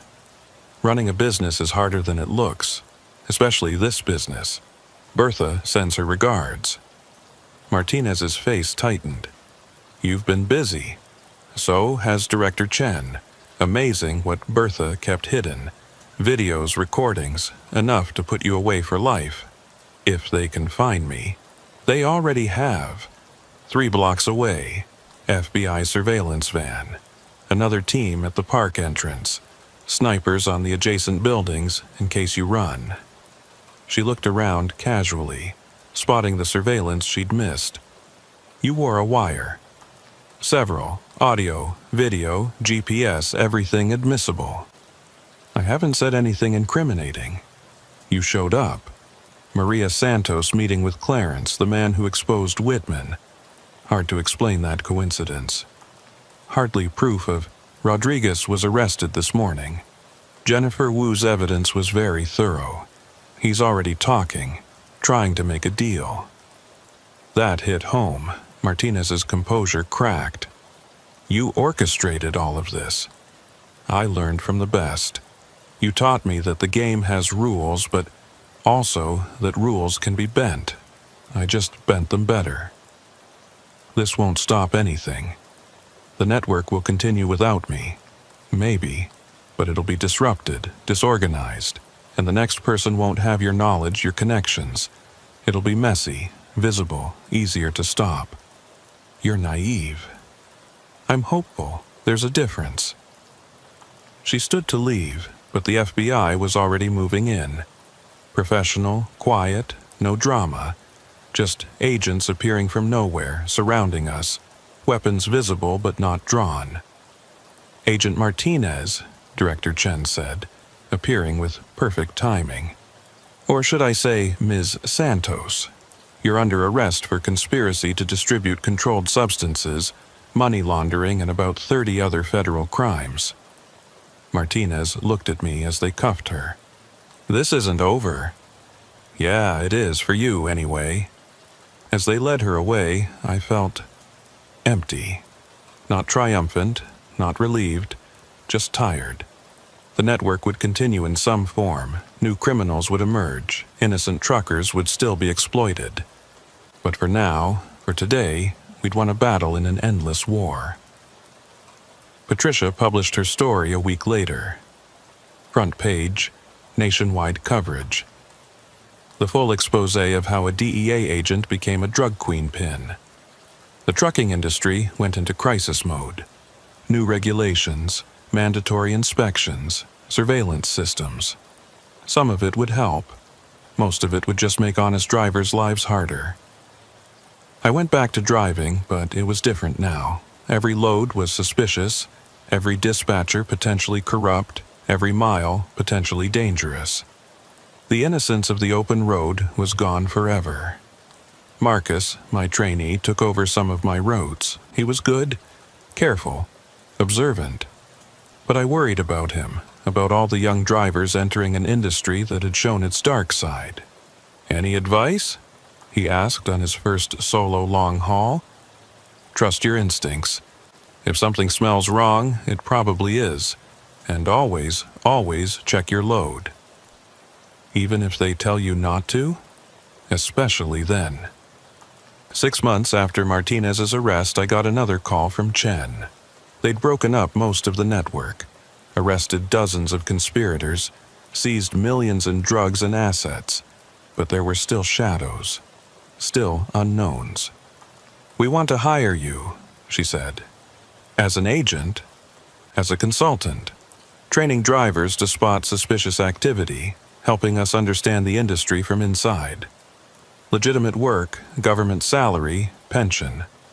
I'm a trucker, not a cop. You're someone who understands both worlds.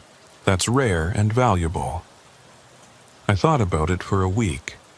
The steady pay was tempting, the chance to help other drivers avoid what I'd been through. But it would mean giving up the road, the freedom, the simplicity of point A to point B. In the end, I split the difference.